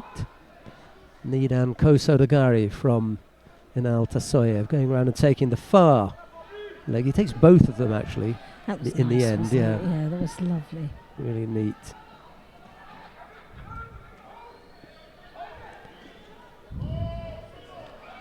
He was slightly untidy there. He slipped.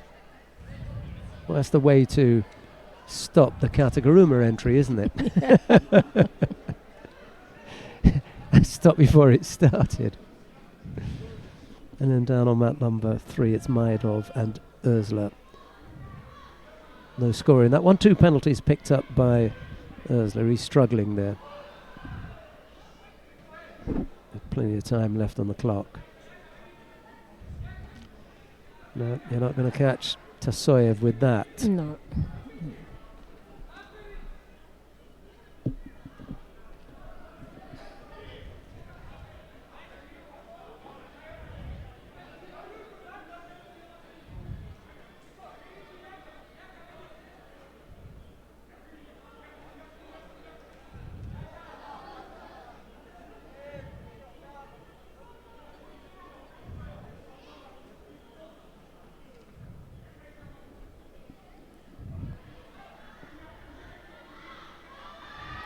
When you actually look on the screen, you don't realise how big these men are until you actually get closer to the mat area. No, really, it's true. Absolutely huge. True, yeah.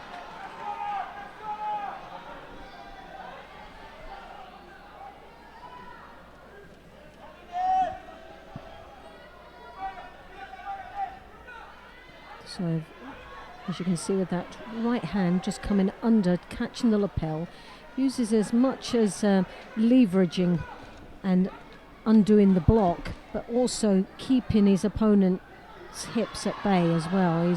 It's a nice little move of controlling there without actually looking as if he's passive.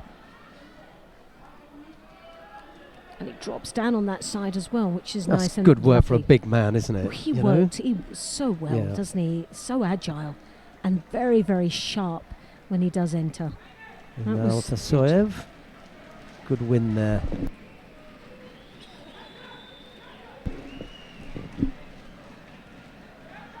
Just right on the, bearing right down on that lapel. Doesn't even tuck the head under. He just pulls deep down and draws the shoulder in. Well, you've come back just in time, Loretta, Oh, because do you know, I had to run. I thought, Yeah. I can't miss this one. I can't miss Kageura this. Kokoro of Japan faces Teddy Riner of France. It's Yeah. Kageura in the white judogi, Riner in blue. I'm going to sit back and leave Loretta with this one. Well, this is one I had to run back for. I was at the other end of the arena getting a glass of water, and I saw him in the tunnel just coming out, and I thought, oh my goodness, God, is that? Look at the size of the man. Kageruda there in the white, Riner in the blue. He towers over his opponent. He's an absolute giant. Double Olympic gold medalist. Next quarter-final contest on tatami 1. Wasn't in Montreal when he came out for the first time to grace our tatamis after a few years, and was gutted with that. Absolutely delighted to be here though.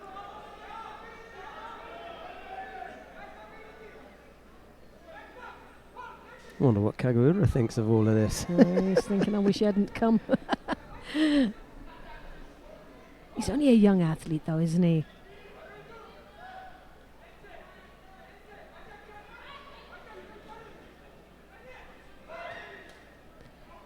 Towers over him. He's holding on to that sleeve. There's very little action at the moment. He's got to try and get hold of him. We saw Japanese at the earlier part of the day, just as before the competition was starting. He was the only one on the field of play on the competition mat area, and he was just having a look round and a few little exercises, trying to soak all the atmosphere in. Oh! Well, he came in deep there and ducked out of sight of Teddy there.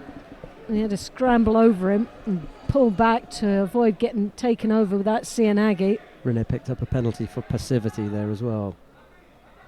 There we go.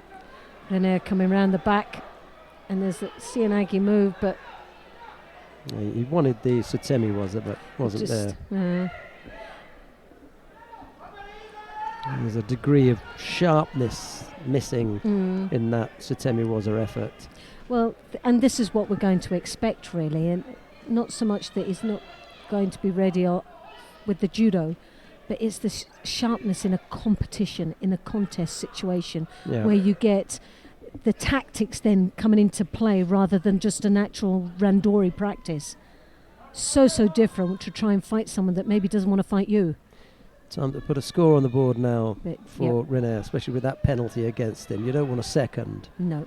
Kagura makes things difficult, stays away a little bit, neither can attack, and then, both get penalised. Teddy's on 2 then. You just don't want that. Minute 40 odd left to go. Takes the sleeves and backs him off to the edge there, but as you can see, he's trying to get hold of him now. He's got hold of him. He's got to do something with that now. He's got a great opportunity here. He's taking his time, though, with it. You'd think those big, powerful legs would just come straight over, trying to set it up, but he's just taking far too long. Can't understand why he's hanging about, especially when he had that chance, he had that opportunity. Why he did not take it, I do not know. I couldn't see the threat for Rene. Yeah, I couldn't see the reason not to attack. No, I couldn't. I just couldn't see it. I couldn't feel the danger for him. I don't know what he was waiting for. He's the one in the middle. It's down to him. Yeah.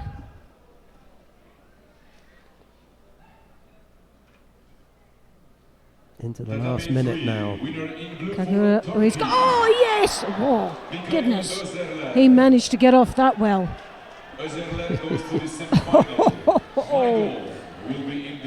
He spun him over and he came swinging back, didn't he? Quite agile, Japanese. Men under 100 kilo. In blue for Hungary.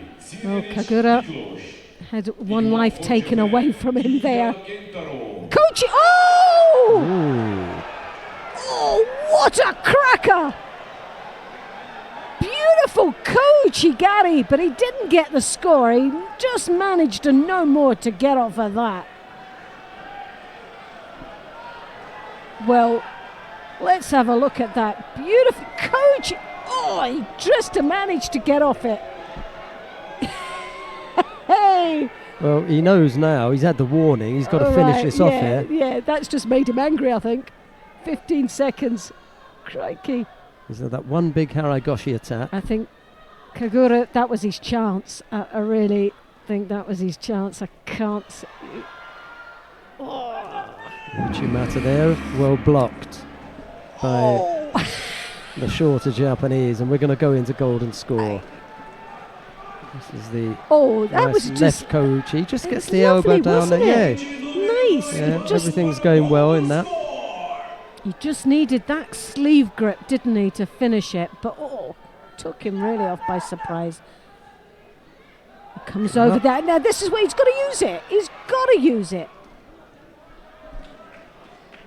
Kagura managing to spoil that effort. Yeah. Getting his own leg in there. But it was a strong attack. Yeah. And at the end of the day, when it comes to the building up on the Shidos, he's doing enough to avoid that happening. And Kagura needs to put in a couple of attacks as well. So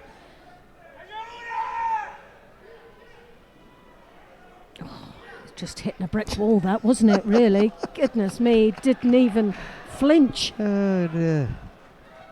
Well, Kagura really has to move him around and maybe get Rina to chase him a little bit so he can come in for that Seoinage, because if he hits him standing still, you might as well hit the brick wall, because you're going to get more chance of getting through that than you are getting through Rina.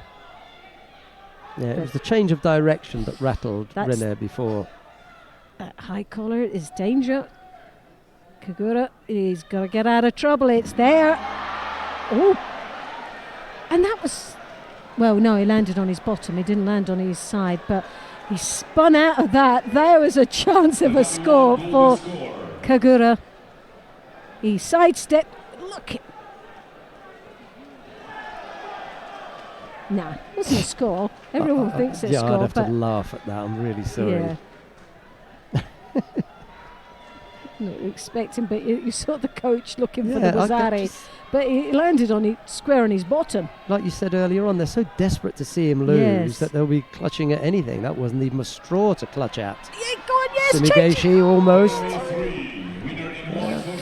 But he's changing his tactics, which is now clever of Rina. He's gone from constantly hitting to the front, now trying to switch to the rear, the Sumigashi there. So he's now starting, he's got something else up his sleeve. He's got something else. He's going to hit with the Uchimata, but he's got something else that he's going to fire in that's going to take Kagura by surprise, I feel. He's got that high collar grip. There's only so many times Kagura can spin off those big legs. Back to the Haragoshi here, I think. Yeah. I think he'll go for it, but I think he'll switch it. I think he's got something else there. Yep, at the moment, Kagura's got that left arm in there. That's not doing a great deal, no. except trying to keep Rina Keeping him out. And it's not going to keep him out. Those long limbs are not going to do anything. He was going to be a little bit early with that mate call, because Rina wasn't finished. You know, just managed to bring his hand down, the referee, in time, in the realization, hey, this is not over. Kageura's on his knees, but Rina isn't. He could have attempted to throw him there. Kagura is going to be blown now. He's put a lot of work in there. His energy's got to be spent. He's had to really dig deep on a lot of occasions. Oh, yeah. Well, good change. He worked well. I didn't think he had any real hope of catching him with that, did he? I mean, it was an attack, but yeah.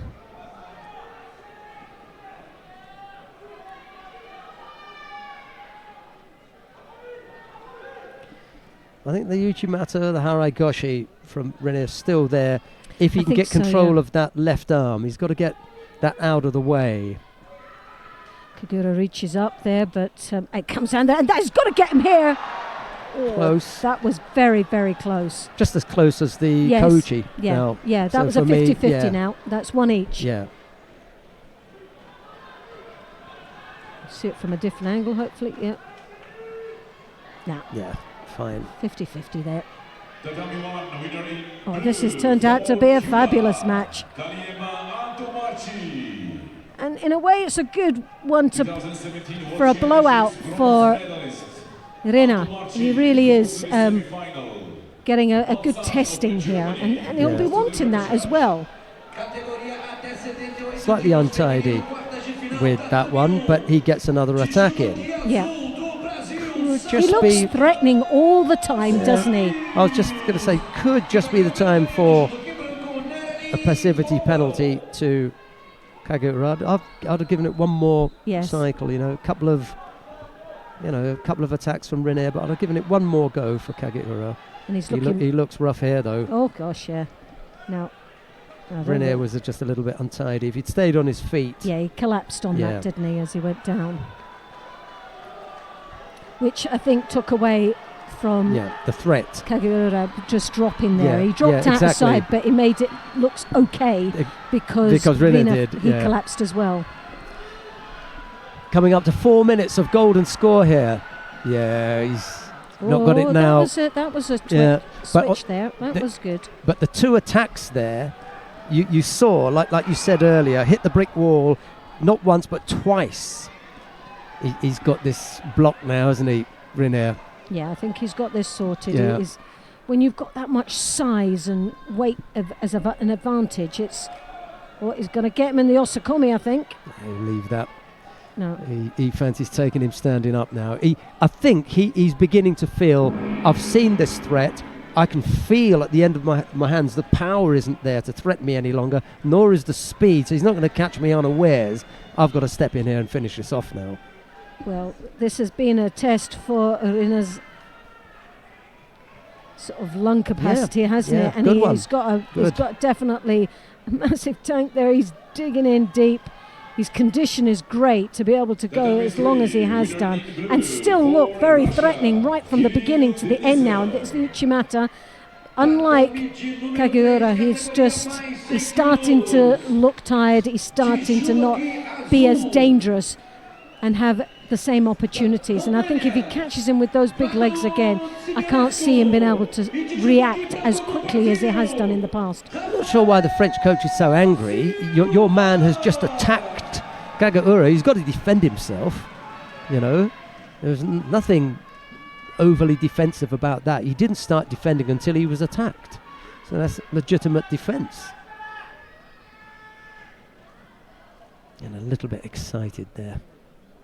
5 minutes of golden score. Crikey, you wouldn't have thought that, would you?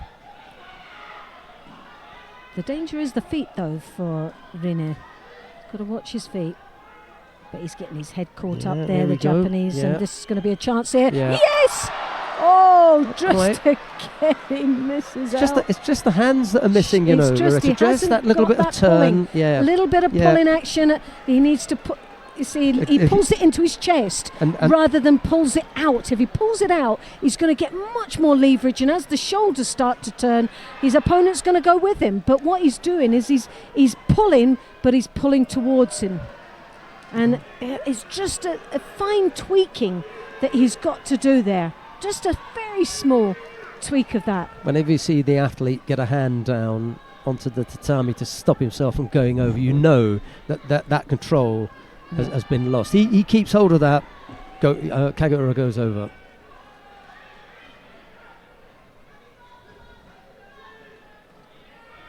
Yeah. Oh, yes, That's Rosari. enough on the side, yeah. Rosari.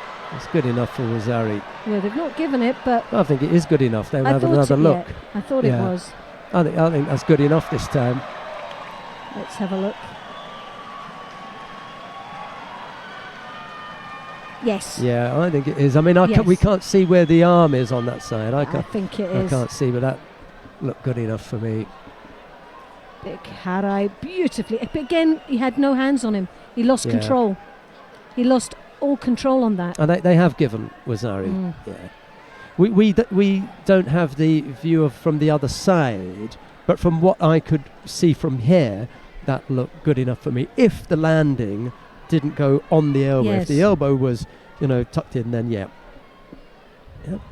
He wants to have another go. Look, it's golden score. He doesn't realise he's in golden score. He's been that long off the mat. No, he's done. He's finished. God love him. It's done, mate. He could have gone for another 4 minutes. He didn't even realise he was in golden score. He's been off the mat that totally switched off. Well, do you know what?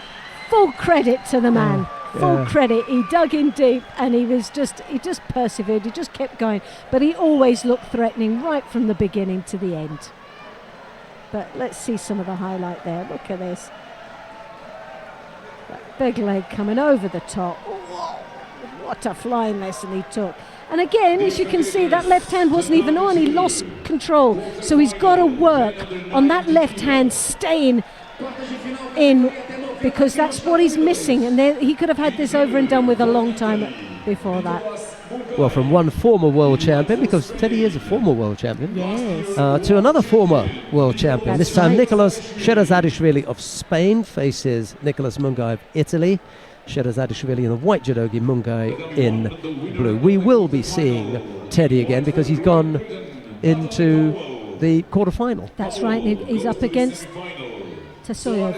Inal Tasoyev of Russia. Oh, so that'll be another, but you know what? Just hope he's got time to recover, because that was a hard match. Next quarterfinal for the women under 17 Yeah, slightly different kilos. styles now, and the tempo In blue, won't change. They've got very, very similar tempos, Kagaura and in white for Germany. Tasoyev. Neither of them are going to break the speed records, so that will probably suit Teddy. Yeah, I think so. I think that type does the hit and run. He's got to get hold of him. That's where he starts accumulating the shidos, doesn't he? Because he can't physically get hold of them. But when they actually match up with them with power, then Teddy can actually really feel it and work with it. Down on mat number 1, Anna Maria Wagner of Germany. She's up against Audrey Chemio of France. And on mat number 3, it's Rafael Silva. Oh, he's just finished, sorry. So it's David Mura of Brazil. He's up against Yachiv Kamo of Ukraine, that quarter-final. Tem mais Brasil no tatame. Vamos agora para o tatame de número 3. Categoria mais 100 quilos de judogi azul da Ucrânia. Yakivano. De judogi branco. Well, Shirashvili just taken up a shido, but so has the Italian, Mungai. That means he's got 2, and we've still got 2.5 minutes remaining, so it's not looking too good for the Italian.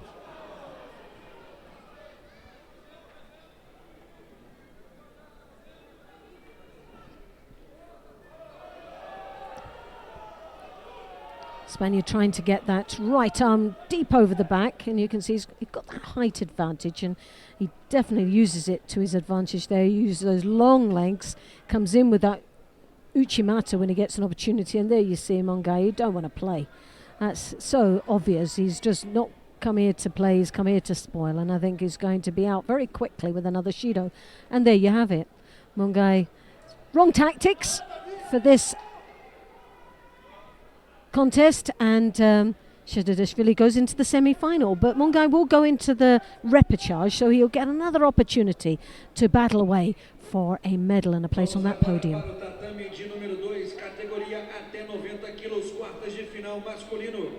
De judogi azul da Suécia, Marcos Neman. De judogi branco do Brasil, Rafael Macedo. So Macedo we have representing Brazil, and he's up against Neman of Sweden, that we highlighted right at the beginning with the potential to be on that podium at the end of the day. Really going on his form, really, because in the World Championships he was 5th place, but what a performance he gave at that World Championships in Tokyo just in September. And following that went into Tashkent, where he was on the top spot, taking the gold medal.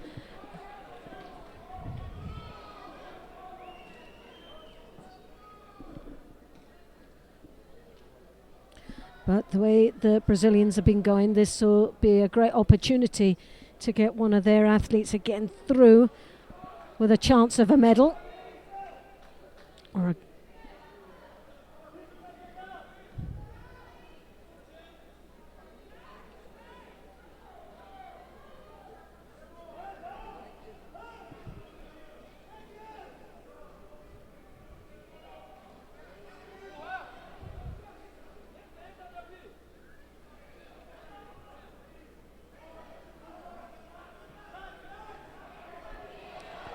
nice attack there from the Brazilian. Neiman had to really control his balance on that last push. Shido a piece.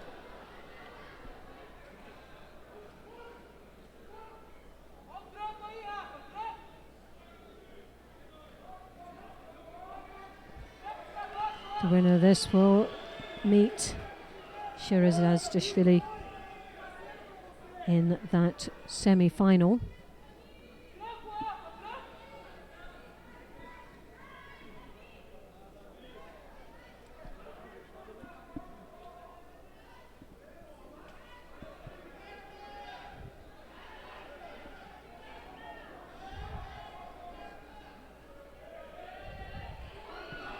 Whoa.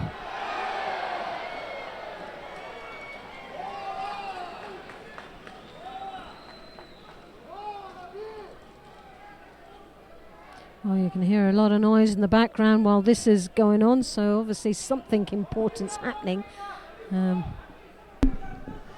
Yeah, it has to do with the contest on the adjoining mat, on mat 3, David Mura and Yahif Kamo. Mura was initially given Wazari, but he'd landed on his, against Yahif Kamo, but Kamo had landed on his front, so they had to take that score away. There's no score between Mura and Kamo. And Anna Maria Wagner of Germany has just defeated Audrey Chermiot of France down on mat number 1.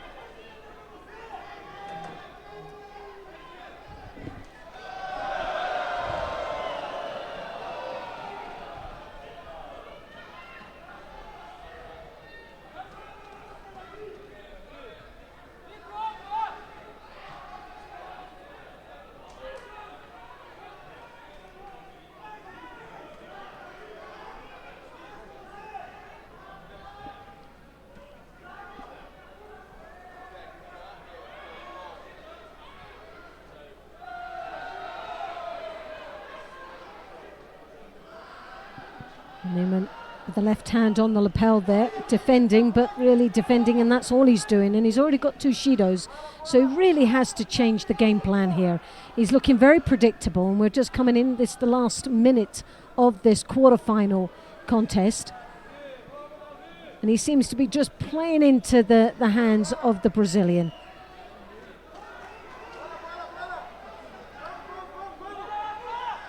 Tactically, the Brazilian not just needs to stay in the game, just stay in control.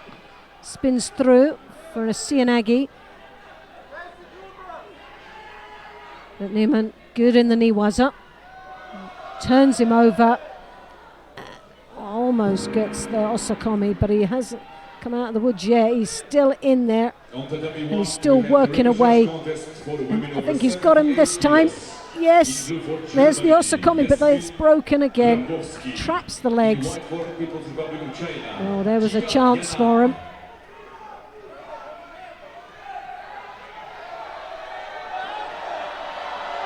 It was an Osakomi. I don't know why she called Mate.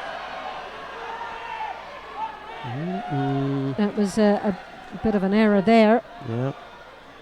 Too late to put them back in now.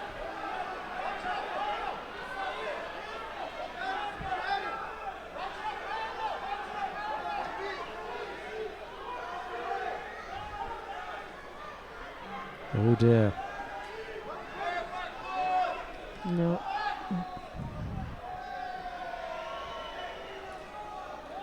Well, that was a bit of a mistake there, wasn't it? And oh, good turn there. Tewaza, the Ashiwaza was a Sasai move.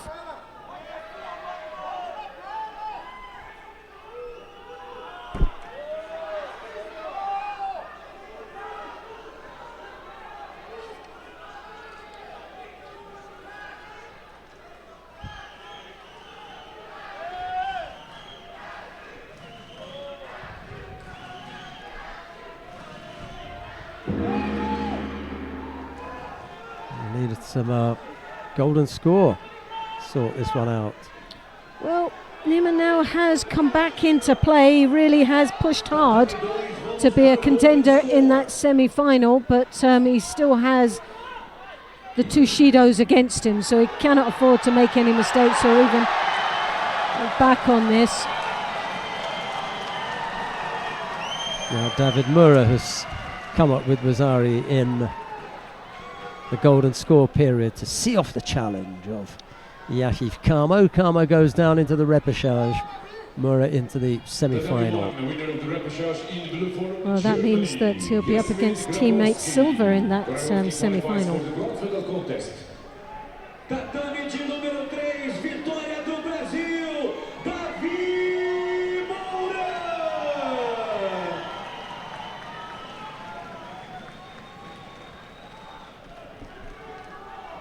Well, this battle continues, 44 seconds into golden score. Women over 78 kilo, in blue for People's Republic of China, Xu Xian. In white for Germany, René Lucht. Category 3, repechage for men under 90 kilograms. In blue for Serbia, Nemanja Majdov. In white for Dominican Republic, Robert Florentino.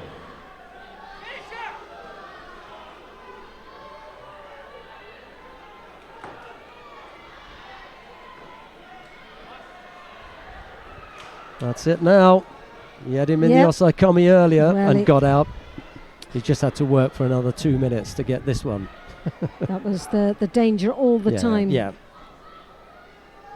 No doubt that Niemann is going to go down in the book as one of the experts in Neerwaza. Really terrific. Love watching him. Yep. Well, he's starting to really come to form, hasn't he? This year he's had a brilliant, the last 6 months he's been just so good, and he's been such a contender here, and he's been just outside off that podium. But just recently, after, it was a bit of a turning point for me when watching him, that I just couldn't get him out of my mind, thinking how he performed so well at the World Championships. And I thought, you know what, this is a man that could be on the podium at the Olympic Games if he keeps progressing the way he has.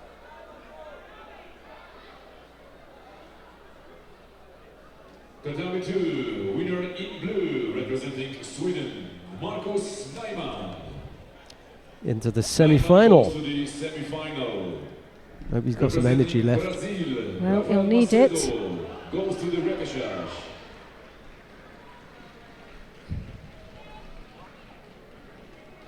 We got coming up next then Ramadan Darwish, the number 1 seed in the under 100 kilo category. He goes up against L.A. Smith III of the United States of America. Darwish in the white judogi, Smith in blue. Smith III, for me, he's coming up more and more. He's progressing nicely.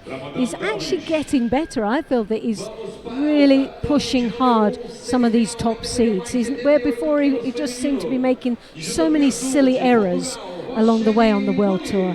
And they seem to be less and less now, and he's starting to really find his way here in this weight category and on the World Tour.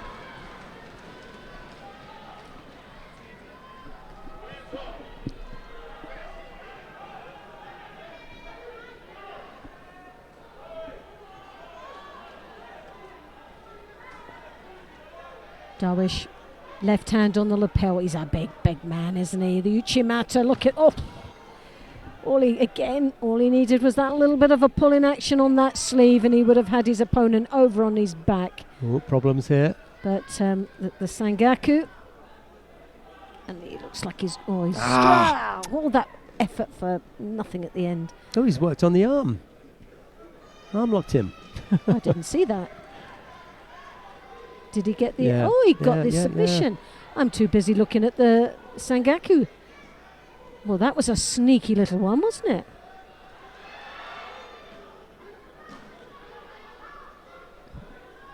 No, I didn't see that, and nor did... L.A. Smith. L.A. Smith, he didn't see it coming either.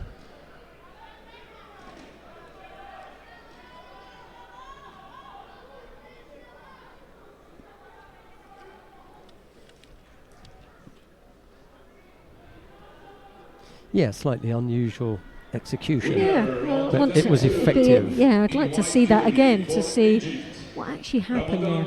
I was so busy and looking at the Sangaku that I actually didn't see what was happening with the arm. Well, he doesn't. He doesn't take the arm out. You see how he does this. Oh, he uses the feet. He applies it there. Yeah. There it is. Yeah. Oh, nice. Cute. Very cute. Right, who we got now? Then Niaz Bilalov of Russia to go up against Rafael Buzakarini of Brazil. Bilalov in the white judogi, Buzakarini in blue. Buzakarini, he's one that's been around for a wee while now, and nice judo. I think of any of the Brazilians in the weight, this is the one I feel that could get on that podium.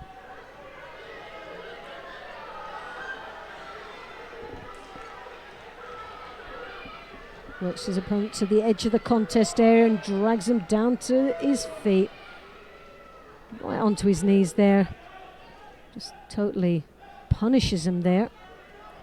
Rochelle Nunez leads Maria Suellen-Altherman in that semi-final. She leads by Wazari with 1:43 left to go. Nunez was looking really sharp in the last couple of matches. She's on form today. Nunez was looking pretty Brazilian a couple of years ago.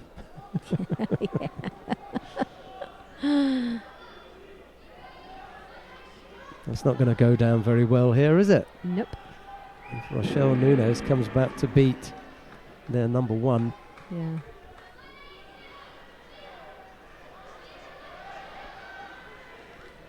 An attempt of a Cianagi there, a little bit short as he dropped through, leaving himself a little bit vulnerable there, and that's how vulnerable. He picks up a Shido for that effort.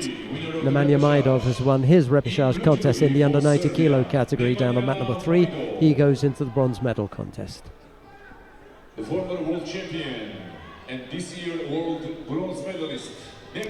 Right, we're going to jump next door to mat number 3 to have a look at the semi-final in the under 90 kilo category. Ivan Felipe Silva Morales of Cuba goes up against Mikhail Ursula of Turkey. It's Silva Morales in the white judogi, Ursula in blue. If you want to have a look at Bilalov and Buzakarini, just click on 2 and you'll get that.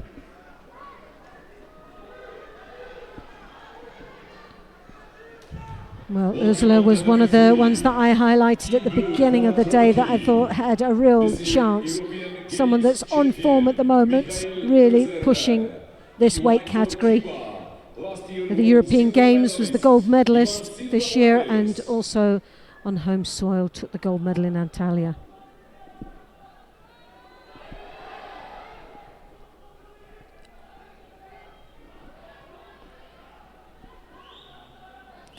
But Silva Morales, he's a spicy little thing. He can move well. He's got nice judo, sharp reactions. And straight away, he's a real threat against Ursula, who looked a little bit apprehensive in that the exchange opening this contest. Golden score.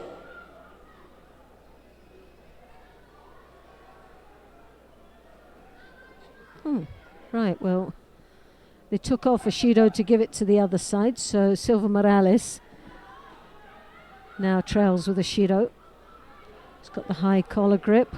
Very surprised on that because he really was all over him at the beginning of that first opening exchange of this contest, and still is.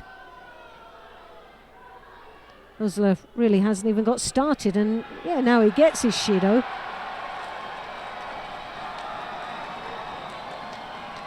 Now for Ursula, he's got to calm down Silva Morales, because Silva Morales likes to move well. And when he gets that opportunity to work the tatami and give himself space, he becomes very, very dangerous. Ursula really has to tie him down and slow that pace. At the moment, this is suiting the Cuban very well. It's fast, it's sharp, it's opened, and that creates plenty of opportunity there for the Cuban to be able to do his judo.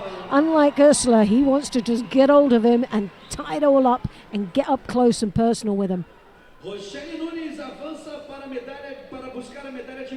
Switch of direction, stretched across what looked to be a bit of a harai, and then switch to Sutemi Waza.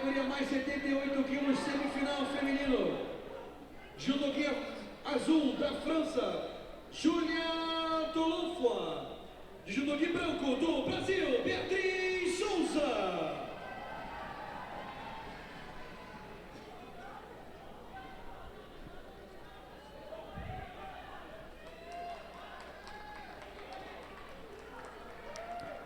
Good switch of direction again, but on that Sutemi Waza left himself a little bit loose and too much space between him and Silva Morales.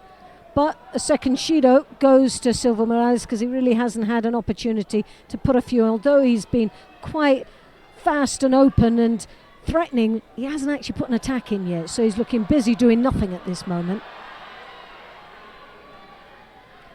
There's a lot more connection there for Ursula, where he's coming in for that Uchimata and the combination of the Sumigeshi.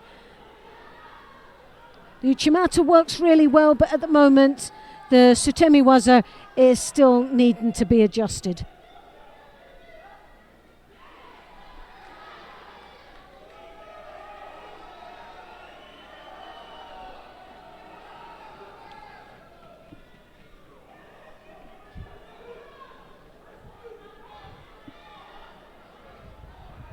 Two Shidos to one. We've got 1 minute and 15 seconds remaining. Feels like they've been out there a lifetime. The pace of this contest has been very fast. It suits Silva Morales. Oslo has his opportunities, so when he gets hold of him, he slows that pace down.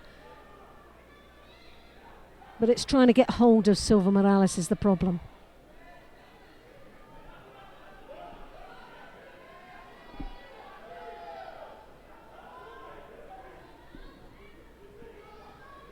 Koichigari then for Ursula. Stumble his opponent backwards. Didn't get the throw though, but again, a nice attack. And now it's starting to slow down. Now this is where it's going to be to the advantage of Ursula. He'll like this pace. He can take time to set things up a little bit better than what he has done at the moment. Just to let you know that Rafael Buzacarini of Brazil has just thrown Niaz Bilalov of Russia for Ippon in their quarterfinal on mat 2. And Silva Morales has just thrown Ursula here for Ippon as well. So Crikey. It's all done and dusted there. Well, we're going to jump next door in a second to mat number 2. We're going to have a look at Lukas Kopalek of the Czech Republic. He goes up against Juscelino Junior of Brazil. It'll be Kopalek in the white judogi, Junior in blue. We'll follow that with Inal Tasoyev and Teddy Riner. We won't be going anywhere in a hurry. Ivan Silva Morales goes to the final. Özerler of Turkey will compete for the bronze. As a gentleman on tatami 2, the quarterfinal, men over 100 kilograms. Right, Kopalek in the white judogi, Junior in blue. Oh.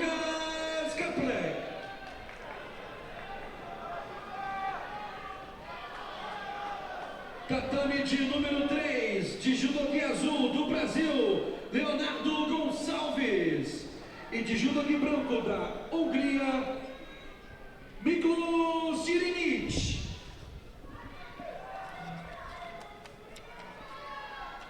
Well, Kopalek came into the competition as the number 1 seed, current world champion in the plus 100 kilograms.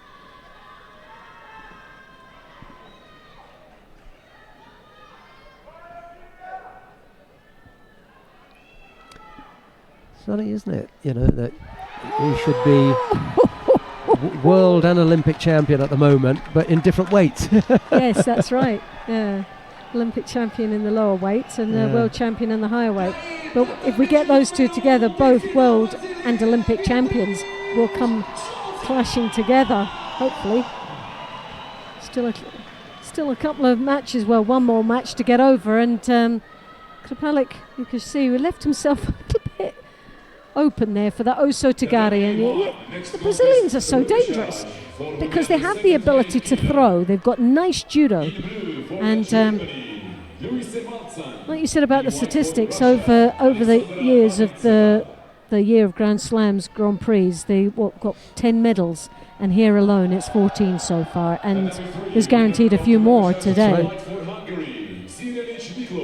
So they really are riding on a high at this moment. There's a Cianagi again. Kopalek didn't seem to have an answer for that one. Yeah, I think they're guaranteed the plus 78 kilo category, are they not? Yep. Beatrice Souza and Maria Suellen Altherman, I think that's going to be. So that's a shoe-in for a gold medal. For Russia, Kirill Denisov. In white for Japan, So Ida Krapalik takes the Kentaro. first Judo, comes over with that. Oh, he made that look so easy, just taking it off his head, wasn't it? Krapalik threw that arm over the and Junior just grabbed hold of the arm and dismissed it as if it was just nothing. Well, I think Krapalik maybe slightly underestimated this Brazilian.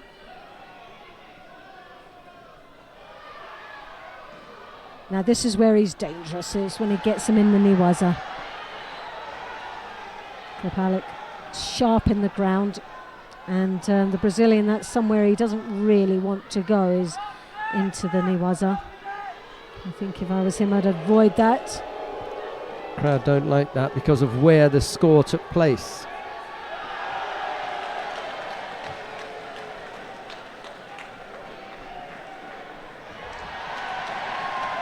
Yeah. So that action was reviewed, and upon review they decided that the action did not begin until they were off the contest area. So as a result of that, Rosario was cancelled. Well, I think Junior might. Well, this is where he gets him. This is where it could be all over and done with now. But he's looking strong, Junior. He hangs on. He's hanging on tight, but look at that, the action. He's humping that leg out. Tries to get the knee. As soon as he gets the knee, it's going to be all out, over and done with, because you can see he's really tied up that head. Tate Shogatami now. That's it. He ain't getting out of that. Tatami 3, repechage for men over 100 kilo. In blue for Ukraine. Not moving. He had no chance. He gave him a hard time in the Tachiwaza. He isn't going to let him up off the Niwaza. Not a chance. Repescagem, categoria número 78 quilos. De judoque azul da França, André Chelo. E do Brasil, judoque branco, Samantha Soares. Well, there was a little few rocky moments, wasn't there, in that quarter-final? Yeah, that was a timely replay, because I was just going to mention about that non-score. And then there it was on the screen. So look, the whole of the action starts with both feet outside of the competition area. Yes. So that was a good call in the end.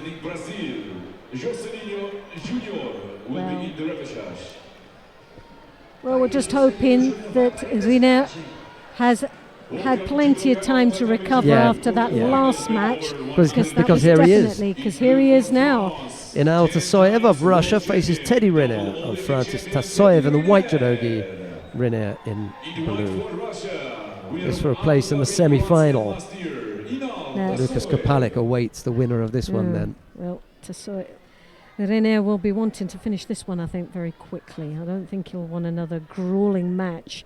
That first one's okay, and you can get away with that because that's your warm-up, and that gets you ready and firing on all cylinders. But to have that doubled up and then have to, if he wins this one, to meet Krapalik after two grueling matches, well. Sasai attempt there from Tasoyev. Now, I always feel that the Achilles heel for Rina is to the rear, is that Koichio Chigari's stumbling him backwards. Because I think if you do a forward attack, he's got such strong defences and he's a big man to take forward. But as we saw, the Japanese, when he worked the feet, he looked a little bit unstable.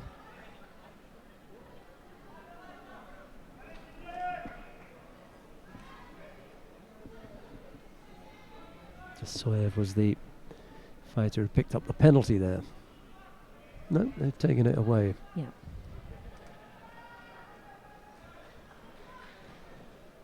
Well, he's got the sleeve grips, a bit of the spoiler now. Tasoyev tactically trying to unsettle Rina.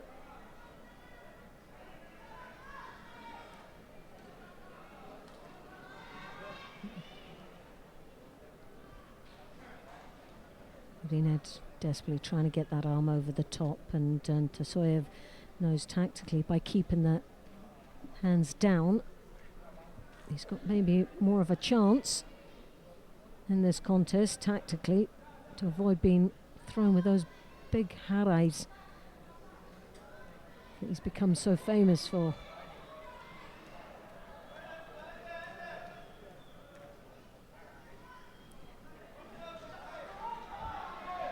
Well, it is a bit of a spoiling game, isn't it? And it'll be a Shido. Shido for, you would like to say just for one, and yeah, it is going to be just for one, and that's to Soyev, because really all he was is trying to stop Rina from getting his grip, and although he was trying so hard, he just wasn't able to get there. And he advances towards the Russian each time. He's got the cross grip, needs to do something with it. Now, that right hand hovering around, trying to get an opportunity to throw over the top. Crosses, takes the lapel, got the one hand on. Now he switches the grip again, but it's like one grip feeding the other. So he uses his right hand to take his opponent's right sleeve, right lapel, then exchanges grips.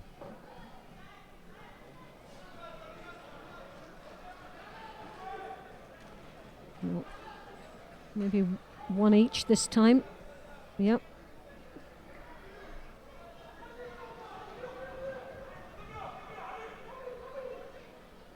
Tatami 1, winner of the repechage in blue for France, Audrey Chemio.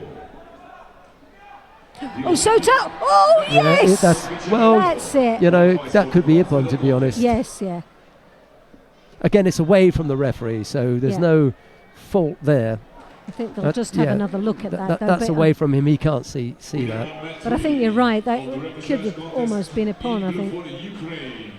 Yes. Oh, Wazari, okay, yeah. Onto the backside and then onto the back, all right. I'm okay with that as well. Yeah. I would not have changed the Wazari to Ippon, but if he had given Ippon, I'd have said okay too. I wouldn't have doubted it, yeah. Oh, nice. Sutemi Waza. No. For me, this is just on his side here, just on the legs. Yeah. Where's the upper part of the body?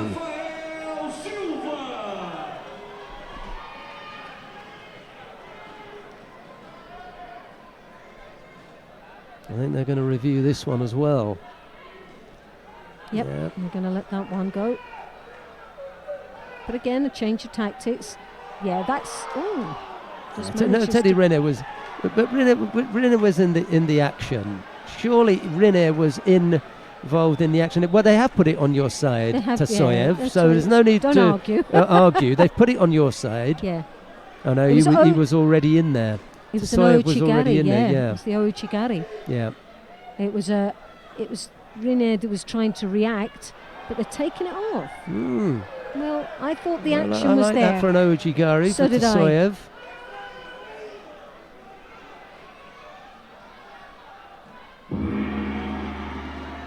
No, I actually thought that was a Wazari. Tasoyev, yeah. So you don't waste the time, you lot. Well, no doubt we'll be able to have a look at the action because we've got that ourselves now. I could see the Ouchigari, and he continued with that leg inside. And although Rina tried to defend it by trying to counter it, he didn't land. He's giving him a judo lesson. Yeah. It's like saying, here, don't get upset. This is what I'm doing. It's the first time I've ever seen that. I've never seen that before. He gave him a judo lesson in the middle of the mat. Right. Just look at when he started. Okay, so this is his action. We'll go around the other side. I think we get a better look. Came in for the Oso. That's a score. That's definitely a score. And I thought that was good for I would have given that an Ippon.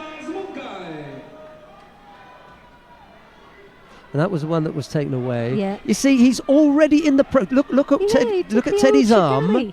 Well, but look at Teddy's arm. Yes. Teddy's in the process of executing his own technique. Right. If you only look at Teddy, he's in the process of executing his own technique. So why does Tasoyev not score? Because Tasoyev is countering. Yes. He's countering Teddy. the initial move. So you've got to go with Yeah. with that on that occasion. Yeah. And give no score. Okay, Oh, right. gosh. Nicholas Mungai of Italy faces Rafael Macedo of Well, Brazil. That's in the repechage contest. We've got a semi-final down on map 1 between Chenfei Kalema and Tomachi. Let's go down to map 3 and have a look at Rafael Silva and David Murray, the two Brazilians, semi-final in the plus 100 kilo category. Well, at least Tasoyev got a bit of a judo lesson Yeah. as well. He got Yeah. a few pointers, bit of pep talking in preparation for the repechage.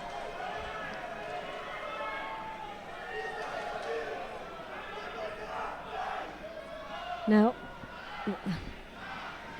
this is a great match, obviously, for Brazil anyway, because one will get into the final of the plus 100s, but which one will it be? And both athletes have fought extremely well, especially in the home crowd behind him all the time.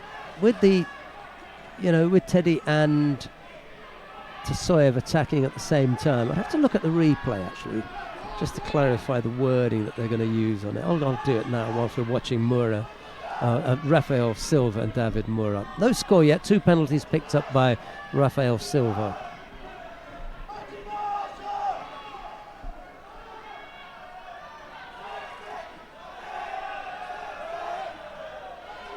Well, 2 Shidos to 1 with 40 seconds remaining in this semi-final.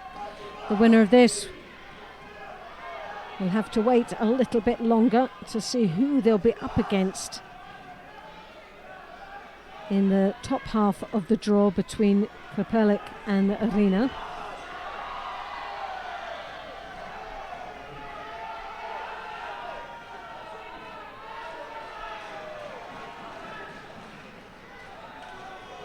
The W1 winner of the semi-final, in blue for Cuba. And a Shido for both, but there you have it. Silva defeated by Mura. The accumulation of 3 Shidos, not one of the most prettiest matches, but Mura won't mind about that. He's got himself in the final. And Silva will go down into the bronze medal match. So, David Mura then. Yes. Right, let's go to mat number 1. There's a semi-final taking place between Natalie Powell and Anna Maria Wagner. It's Powell in the white judogi, Wagner in blue, and we're just underway. Wagner's picked up a single Shido. It's Powell in the white judogi, Wagner in blue. Well, Wagner looking for that Uchimata, defended well at the edge of the contest area. Powell.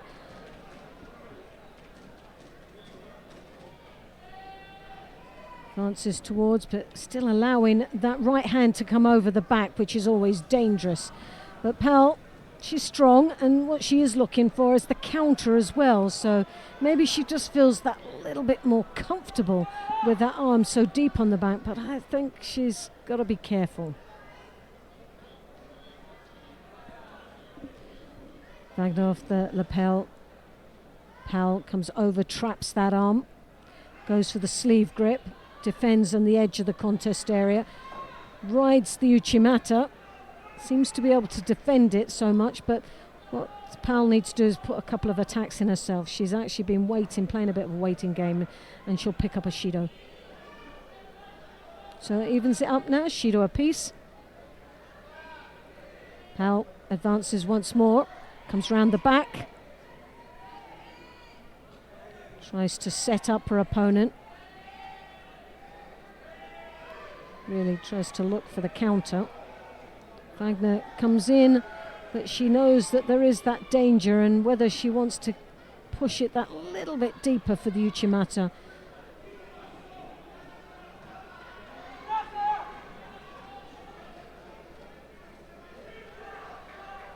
Well, again, Powell has to be careful. There's quite a few times she's just allowing Wagner to come over the top. Now she has to really start taking a bit more control and onus in this contest. It's got to be her grip. It's got to be her attack first. And she works towards the edge of the contest area. Wagner feels a little bit unsettled there. The attempt of a Makakomi there just on the edge. Now this is a little bit better, and she needs to keep that pressure on now. Wagner has done all the work up until now.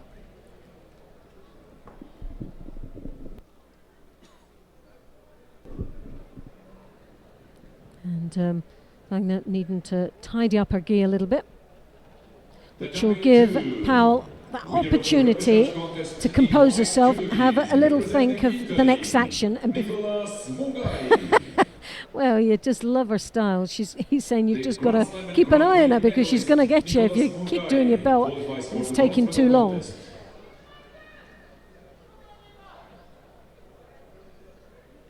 Ladies and gentlemen, semi-final on tatami 2, men under 90 kilograms. So a Judo piece coming up to the halfway mark.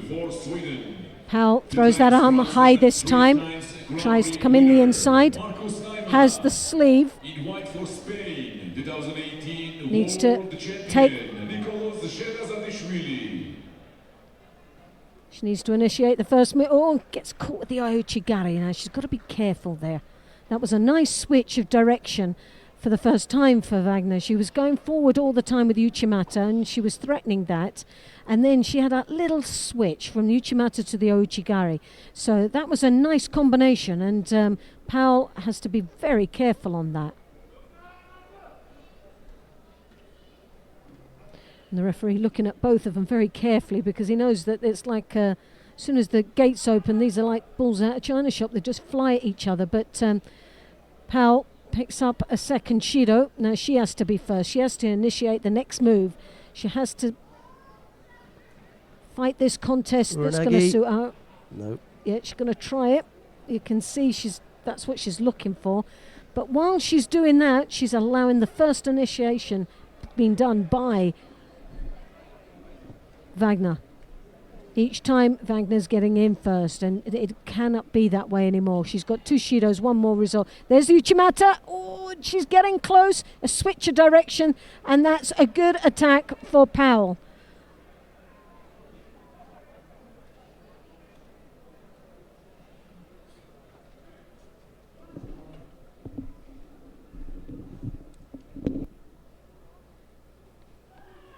Nice hip throw there from Wagner.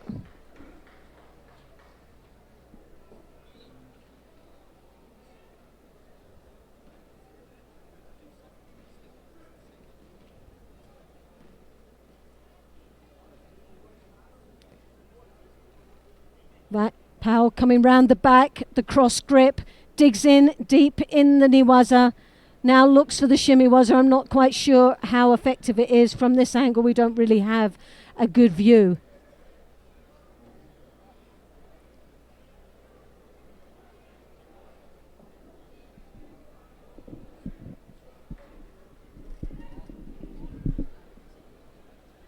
Wagner. Oh, and there you have it, Ippon. Well, she persevered with it. It looked dangerous at times. She did play too long of a waiting game, and we were getting very nervous on that. But it was worth the wait. Wagner came over the top once more, tried to reach through, but look how slow she was to react from that attack of Powell. And there you have it, Ippon, and Powell goes into the final of the under-78s. 2017 World Championships bronze medalist Natalie Powell goes to the final. Representing Germany, Anna-Maria Wagner will compete for the bronze. Dear spectators, this was the last contest on tatami 1.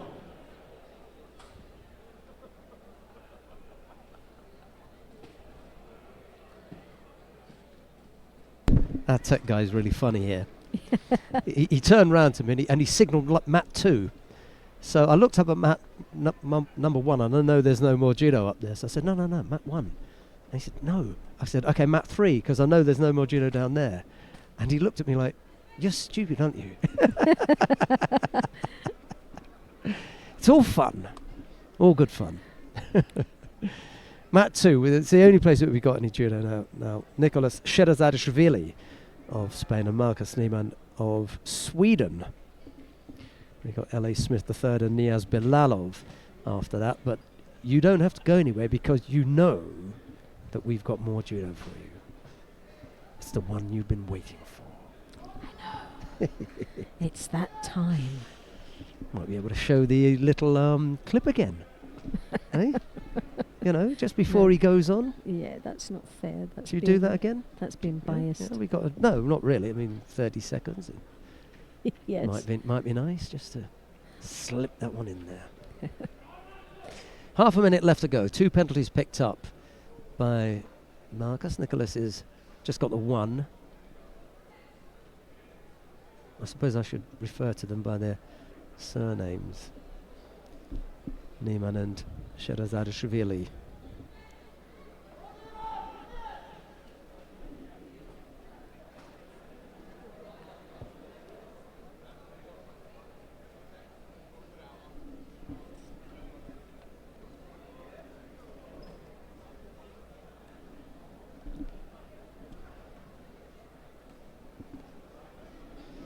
Well, say, Commie, well, there's a turn up for the book to see Marcus Niemann being held. Yes, being held down. It's normally change. the other way And he's had round, to isn't tap it? out.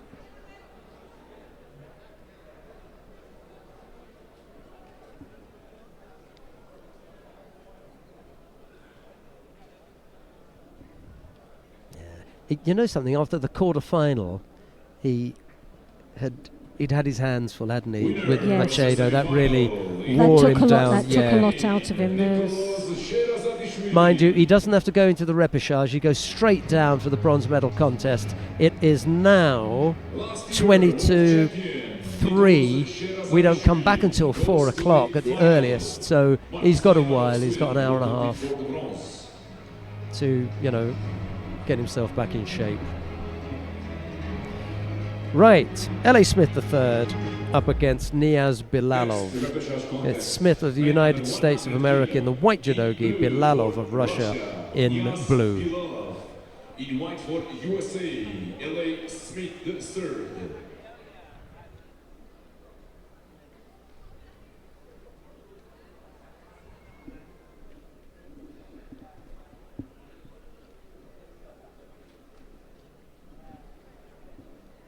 If I was Bilalov, I wouldn't want to stay on the mat for too long. LA is the kind of fighter who grows and learns in a contest. Oh, definitely. What an improvement over the year from L.A. Smith. Been quite impressed with him.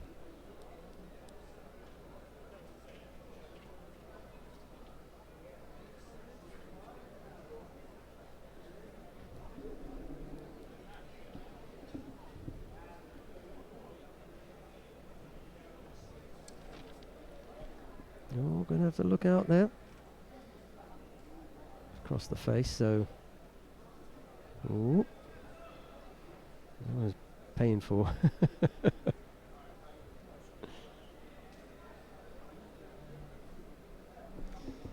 All sorts of pains he's experiencing at the moment.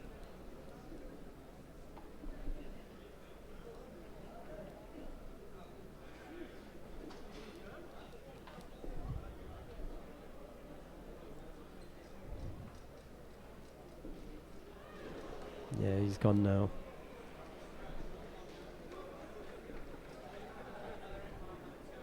What a shame. There was just no chance of resisting there. Picked up the knee injury. He was just absolutely flat-footed here.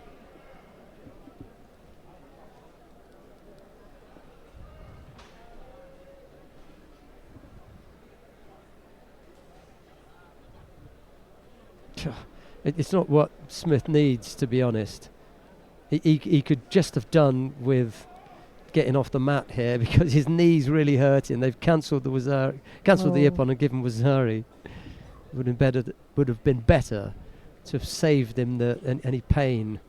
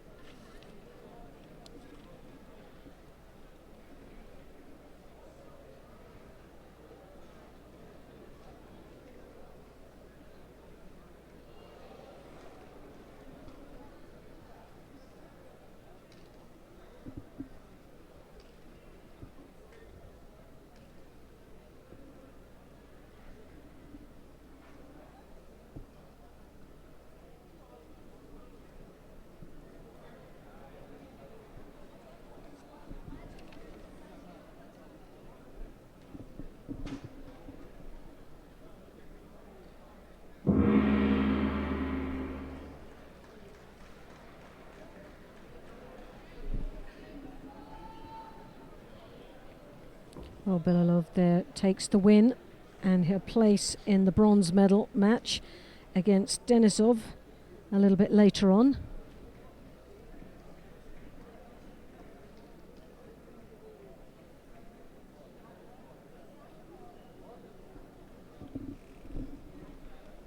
Winner of the repechage in blue for Russia, Niaz Belalov. Belalov qualifies for the bronze medal contest. Vamos agora para a semifinal, categoria menos 100 quilos. Yeah, knee injury really put for Ellie Smith there.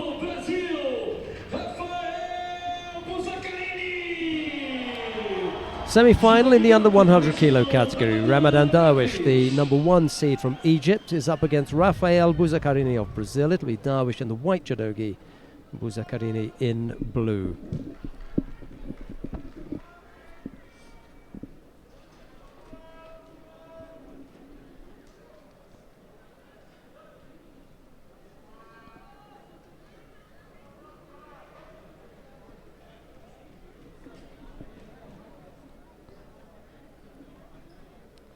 Buzakarini trying to keep his distance from the big man. Darwish, as you can see, the hands always heavily gripped, which just shows the power that he has in the grips when he gets hold.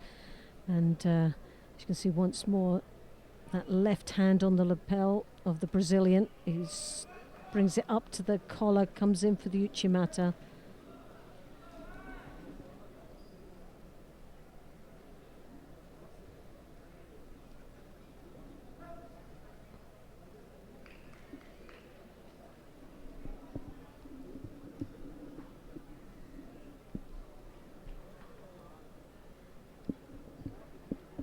Buzakarini, high collar, doesn't manage to maintain the grip for too long. It's like he's trying to break free of the grip that Darwish has got on him, and has to be a stranglehold away from him as he tries to break free and create a bit of space for him to be able to attack. But Darwish drops to his knees there. And it looks like Darwish has hurt his shoulder, or maybe given an excuse why he dropped like that, because it was a blatant drop. But now you can see he's just working the shoulder.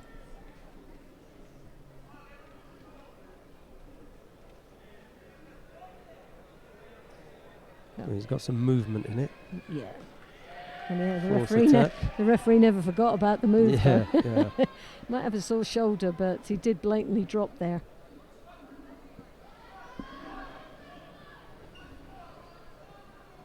Darwish with the left hand on the shoulder, but doesn't maintain it.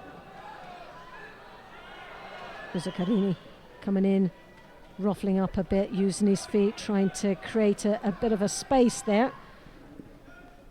Looks busy, but really hasn't put anything in yet, but still is a contender. One Judo on the board, and that goes to Darwish. Straight onto the lapel, the Brazilian taking the first controlling grip. Darwish stepping through, looking for that Uchimata.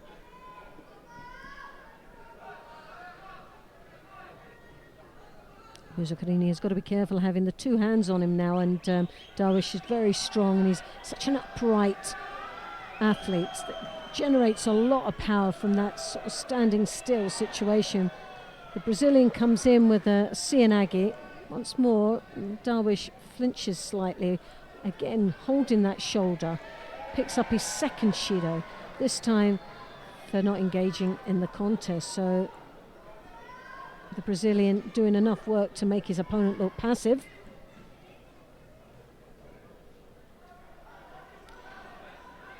Darwish throws that left hand over again, hooks the leg through to try and connect. Buzakarini using his feet, keeps his opponent away from him, keeps that gap between him and that Uchimata. But for how long? Oh, that was a close one. First opportunity that Darwish has had to even get his opponent up onto his toes. So the Brazilian doing well against his tough opponent. Two Judos And we're coming into the last minute. It's 40 seconds remaining. Cianagi, well, he did a combination, but he's left himself in trouble there. Not for long, though. Darwish couldn't react quick enough. Darwish, again, he's holding that shoulder, so there's obviously something that's causing him a little bit of bother there, and not as sharp as we would normally see Darwish. The man with the vice grips. Karini. Well, I didn't think that was a false attack because he did get him stumbling, although his entry wasn't as deep as you would hope for, but it was enough. And there you have it, the third and final Shido. Karini goes through to the final.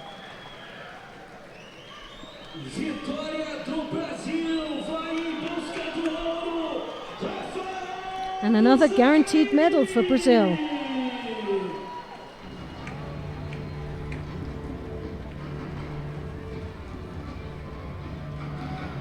Well, coming up next, it'll be Juscelino Jr. of Brazil.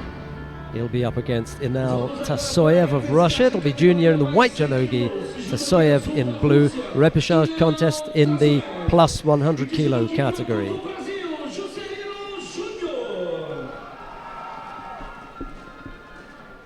Tasoyev should be just that little bit too hot for Junior to handle. I think so. But Junior's good. I like him, but he's just been rolled over like a baby there. Tasoyev.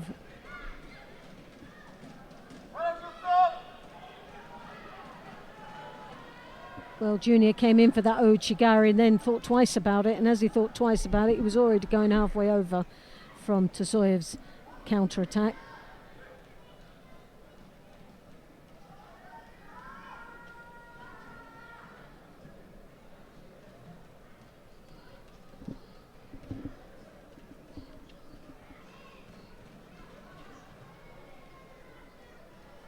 So over the right hand. Oh, the Aponsinagi! Well, that's where Junior's very dangerous.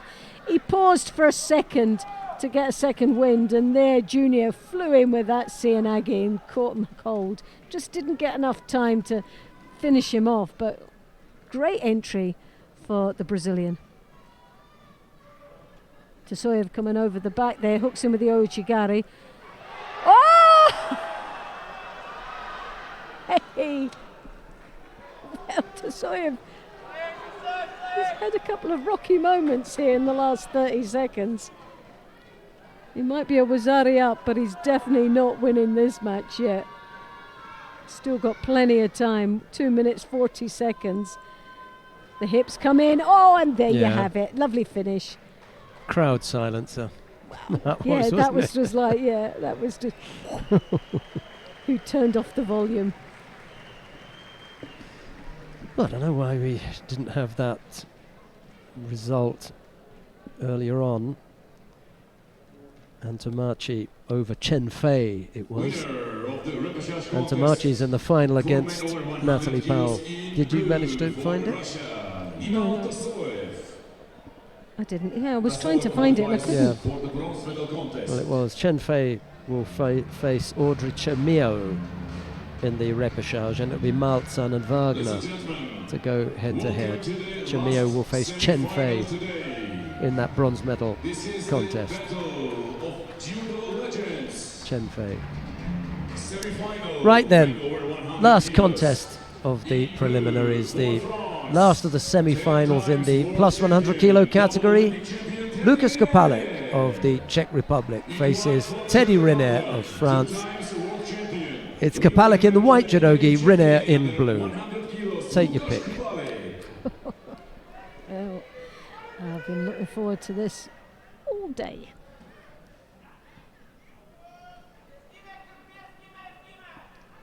Well, both these athletes have had some rocky moments on their journey to this semi-final. It's a shame that it wasn't a final match. But still a real battle to get on that podium in top position. Really, whoever wins this is more or less guaranteed that gold medal, I think. Nice high collar grip there from Riner. Halleck getting his head pulled down. Doesn't look very comfortable there and needs to get out of trouble. But I think if he draws his head up, then those long legs will come across for that big harai goshi.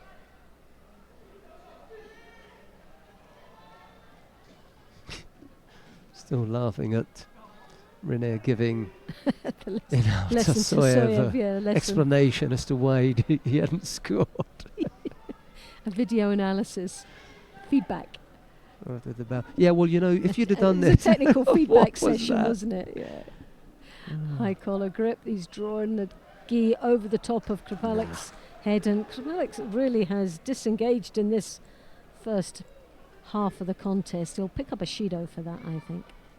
But Rene didn't actually do anything either, so but it was more defensive from Kripalek.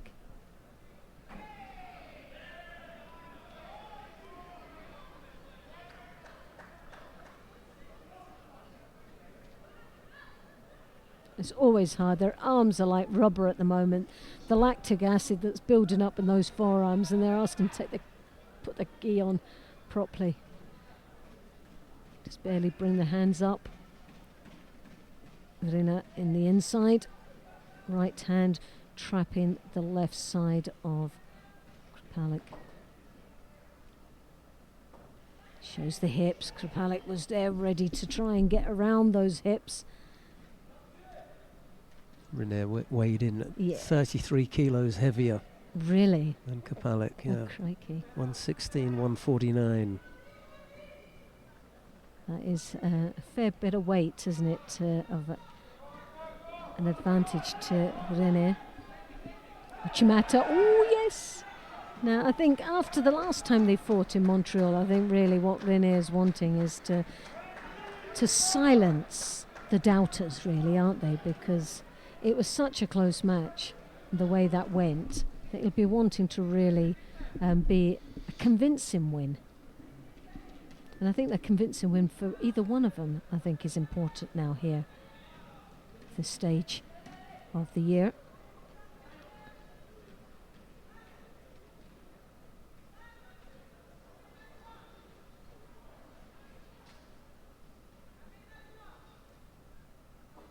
It's a real grueling match, isn't it? The pure power. Oh, well. He's going to need better footwork than that, I'm afraid. Yeah.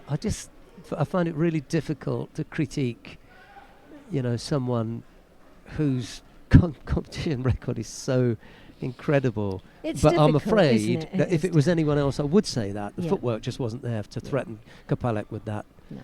That But effort. I think when we were looking at it, obviously, for the amount of time he's been back on the competition circuit. Yeah, he's not going to be sharp. He's not is going to he? be sharp. Yeah. His technique is going to be a little bit out. The timing's not going to be just there. But I think it's just about getting himself back in there and getting that feel of this competition atmosphere and the doubters and also the negativity that he'll come across in the judo itself, because although a lot of his athletes that he'll be up against won't think that they can beat him, but they can spoil him.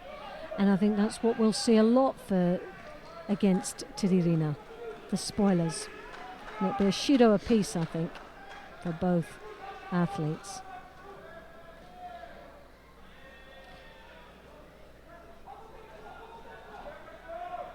Now, Kripalek has got to get his head out of the trouble. He's got to get his head out of the trouble. His arm, Rena's arm goes over the top, pulls his head in, and before you know it, it's tucked under his armpit, and now he can't get anywhere.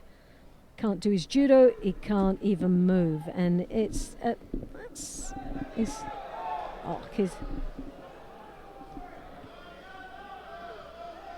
going to give him for stepping off the mat. Yeah, well, you know.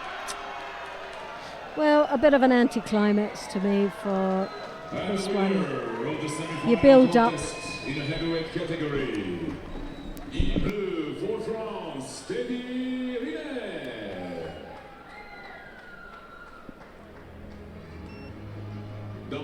champion, Teddy Riner, goes to the You know, it's not Teddy Riner's fault No, it's not. that Kapalik stepped off the mat, right? will compete for the bronze. You got to know where you are. You got to be able to stand up strong against that little bit of a nudge. It's not like we saw yesterday with Hashimoto, manoeuvring the guy out of the competition area. And I know that everyone, including us, wanted to see the big finish and spectacular throw and everything. It just didn't happen, this time round. I think Kapalik really didn't fight very well at all today. I think he struggled in a couple of his matches, and I didn't think he looked sharp.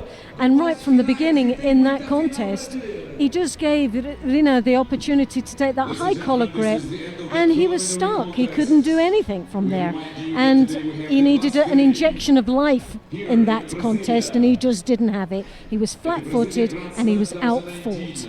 Yeah, we were looking at the names there, weren't we, Kapalik Yes. and Riner, when really we could have been looking at a final with Tasoyev and Kagaura, which would probably have been 10 times more It would have exciting. been more exciting, I think so. But hey, that's the way it works out. Yeah. Who have we got then, Loretta? I mean, your handwriting is so beautiful. You Thank you, dear. take it away then. Right, in the well- under 78 kilo category. We've got Ontomache of Cuba, and she's up against Powell. Well, I'm going to go for Powell because I think Powell's been doing extremely well, and I think the British team in general have been doing very well. 1 gold, 2 bronze, and that's got to give her that real push forward, like I said, right at the beginning, to take the gold medal here today. There is no denying that. Well done. Okay, plus 78 kilo category. The 2 Brazilians are going to go at it, Maria Suelen Alferman and Beatriz Souza. Where's your money on that one? Alferman. I'm going to go Yeah, for the number 1 seed. I just- think she's been looking quite good. It's not that we're not going to look at the category, it's just that I don't see Souza threatening No, I Alferman. don't. Yeah, good call. Under 90 kilo category, a repeat of the 2018 World Championships in, where were we in 2018? Was it in Budapest? Yeah, it was Budapest. Yes, it was. No, Baku. No, Baku. Yeah, Baku, beg your yes. pardon. It was Budapest, was in the year 17. before. Yeah. So a repeat of the final in Baku. Nicolas Sherazadashvili of Spain will go up against Ivan Felipe Silva Morales of Cuba in the under 90 kilo category. Well, I would say that just because of the draw and that Sherazadashvili is going to win, but you know what? You cannot write off Silva Morales. He's got nice judo. He's capable of throwing. So, but I'll go with the number 1 seed. I'll go with Spain on this one. Yeah, But I think it could be an exciting match. It wouldn't surprise me if it goes the other way. Silva Morales is out for revenge. Ooh, I think it's revenge. Under 100 kilo category, Rafael Buzzacarini of Brazil up against Ida Kentaro of Japan. Well, I did say at the beginning Ida had a great chance of being on the top spot of the podium. Buzzacarini, for me, though, is on home soil. We've seen how the performances have turned around for the Brazilians. He's knocked out a few strong opponents along the way. I think it'll be an interesting match, but Ida, I think, will just tip him on this one with just that experience and that judo, the class of judo that he has. Okay then, and the last of the contest, the plus 100 kilo category, Teddy Riner of France goes up against David Moura of Brazil. Oh, let me think about that. Yeah, That's such a it's hard a shame, one, isn't it? You know, Riner, I think, definitely. Yeah. I think he's going for his second gold. Kapalik had a go at him. However, it wasn't a go that rated 2 lines on a report, to be honest. It just fell flat. Tasoyev, I thought, had a better bash, and the tiny Kagaura, he had a bit of a go, didn't I would it? have loved to have seen Well, Kagaura Kouchi. the Kouchi-gari. That was the first And then time. there'll still for be a that long, talk long about time. the Ojigari from I think so. Tasoyev at the same time that Riner was looking to execute But I his think Yoko anyone that was Sutemiwaza. close to beating him was Kagura there today. Yeah. And it would have been nice to see those 2 in the final. I would have loved to have seen that. That would have been a very exciting match. But I'm not saying it's not going to be. I think Moura will give 100% out there, but Riner, I think he's now got over those major hurdles that was the big ones. the big ones that were going to cause him some problems, and I think now he'll relax and we'll see something spectacular. I think my prediction in the final. I don't suppose we've got that action, have we? The Ojigari from Tasoyev on Rene. We'll keep talking for a couple of seconds Yes. until our tech guy, because he's a man, he knows all that kind of stuff. So he'll roll that out for us. And if we look at it a few times, the talk here is that where the two techniques coincide, then they rather not give a score where there isn't clear control from one or the other. Yes. So what you've got to do is to have clear control. Once the techniques coincide, there must be clear control from one or the other. And if we can't see the hand from Tasoyev breaking his own fall on the other side. That's what they're saying. Well, it was the right. Let's look just have a at look blue at this. in isolation. Let's have a look at blue and see if we can identify what that technique is. If you only look at blue, blue's attempting a Yoko Sutemiwaza. Yes, he is. So And he's got that left hand very deep around his opponent's body, completely right round, and he's drawing on that. Right. And I think as he started to pull on the gi, that's when Tasoyev came in to try and stop the motion with the Ouchigari. Right. He tried to block it there. Let's just look at blue for the time being. There is a point at which he begins the technique. Yes. Right? So once he begins a technique, it's there, and it's at the same time. Exactly the same time. It's 50-50. both at the same time. Yeah. So for me, because there is no control from a Tasoyev to speak of, because he's in the process of And being it's thrown himself, and there's no landing. No landing. From the Rinne counter, for yeah. for Rinne's score. There is no score. There's no So for score. me, that's Yeah. the best bit. Yeah. Yep. Right. Okay. Thanks very much for that. We're going to be back at 4 o'clock, is just under an hour from now, with all the action, all the medal matches in the final block. But from Loretta Cusack, Dawn, and myself, it's bye-bye for now. Goodbye.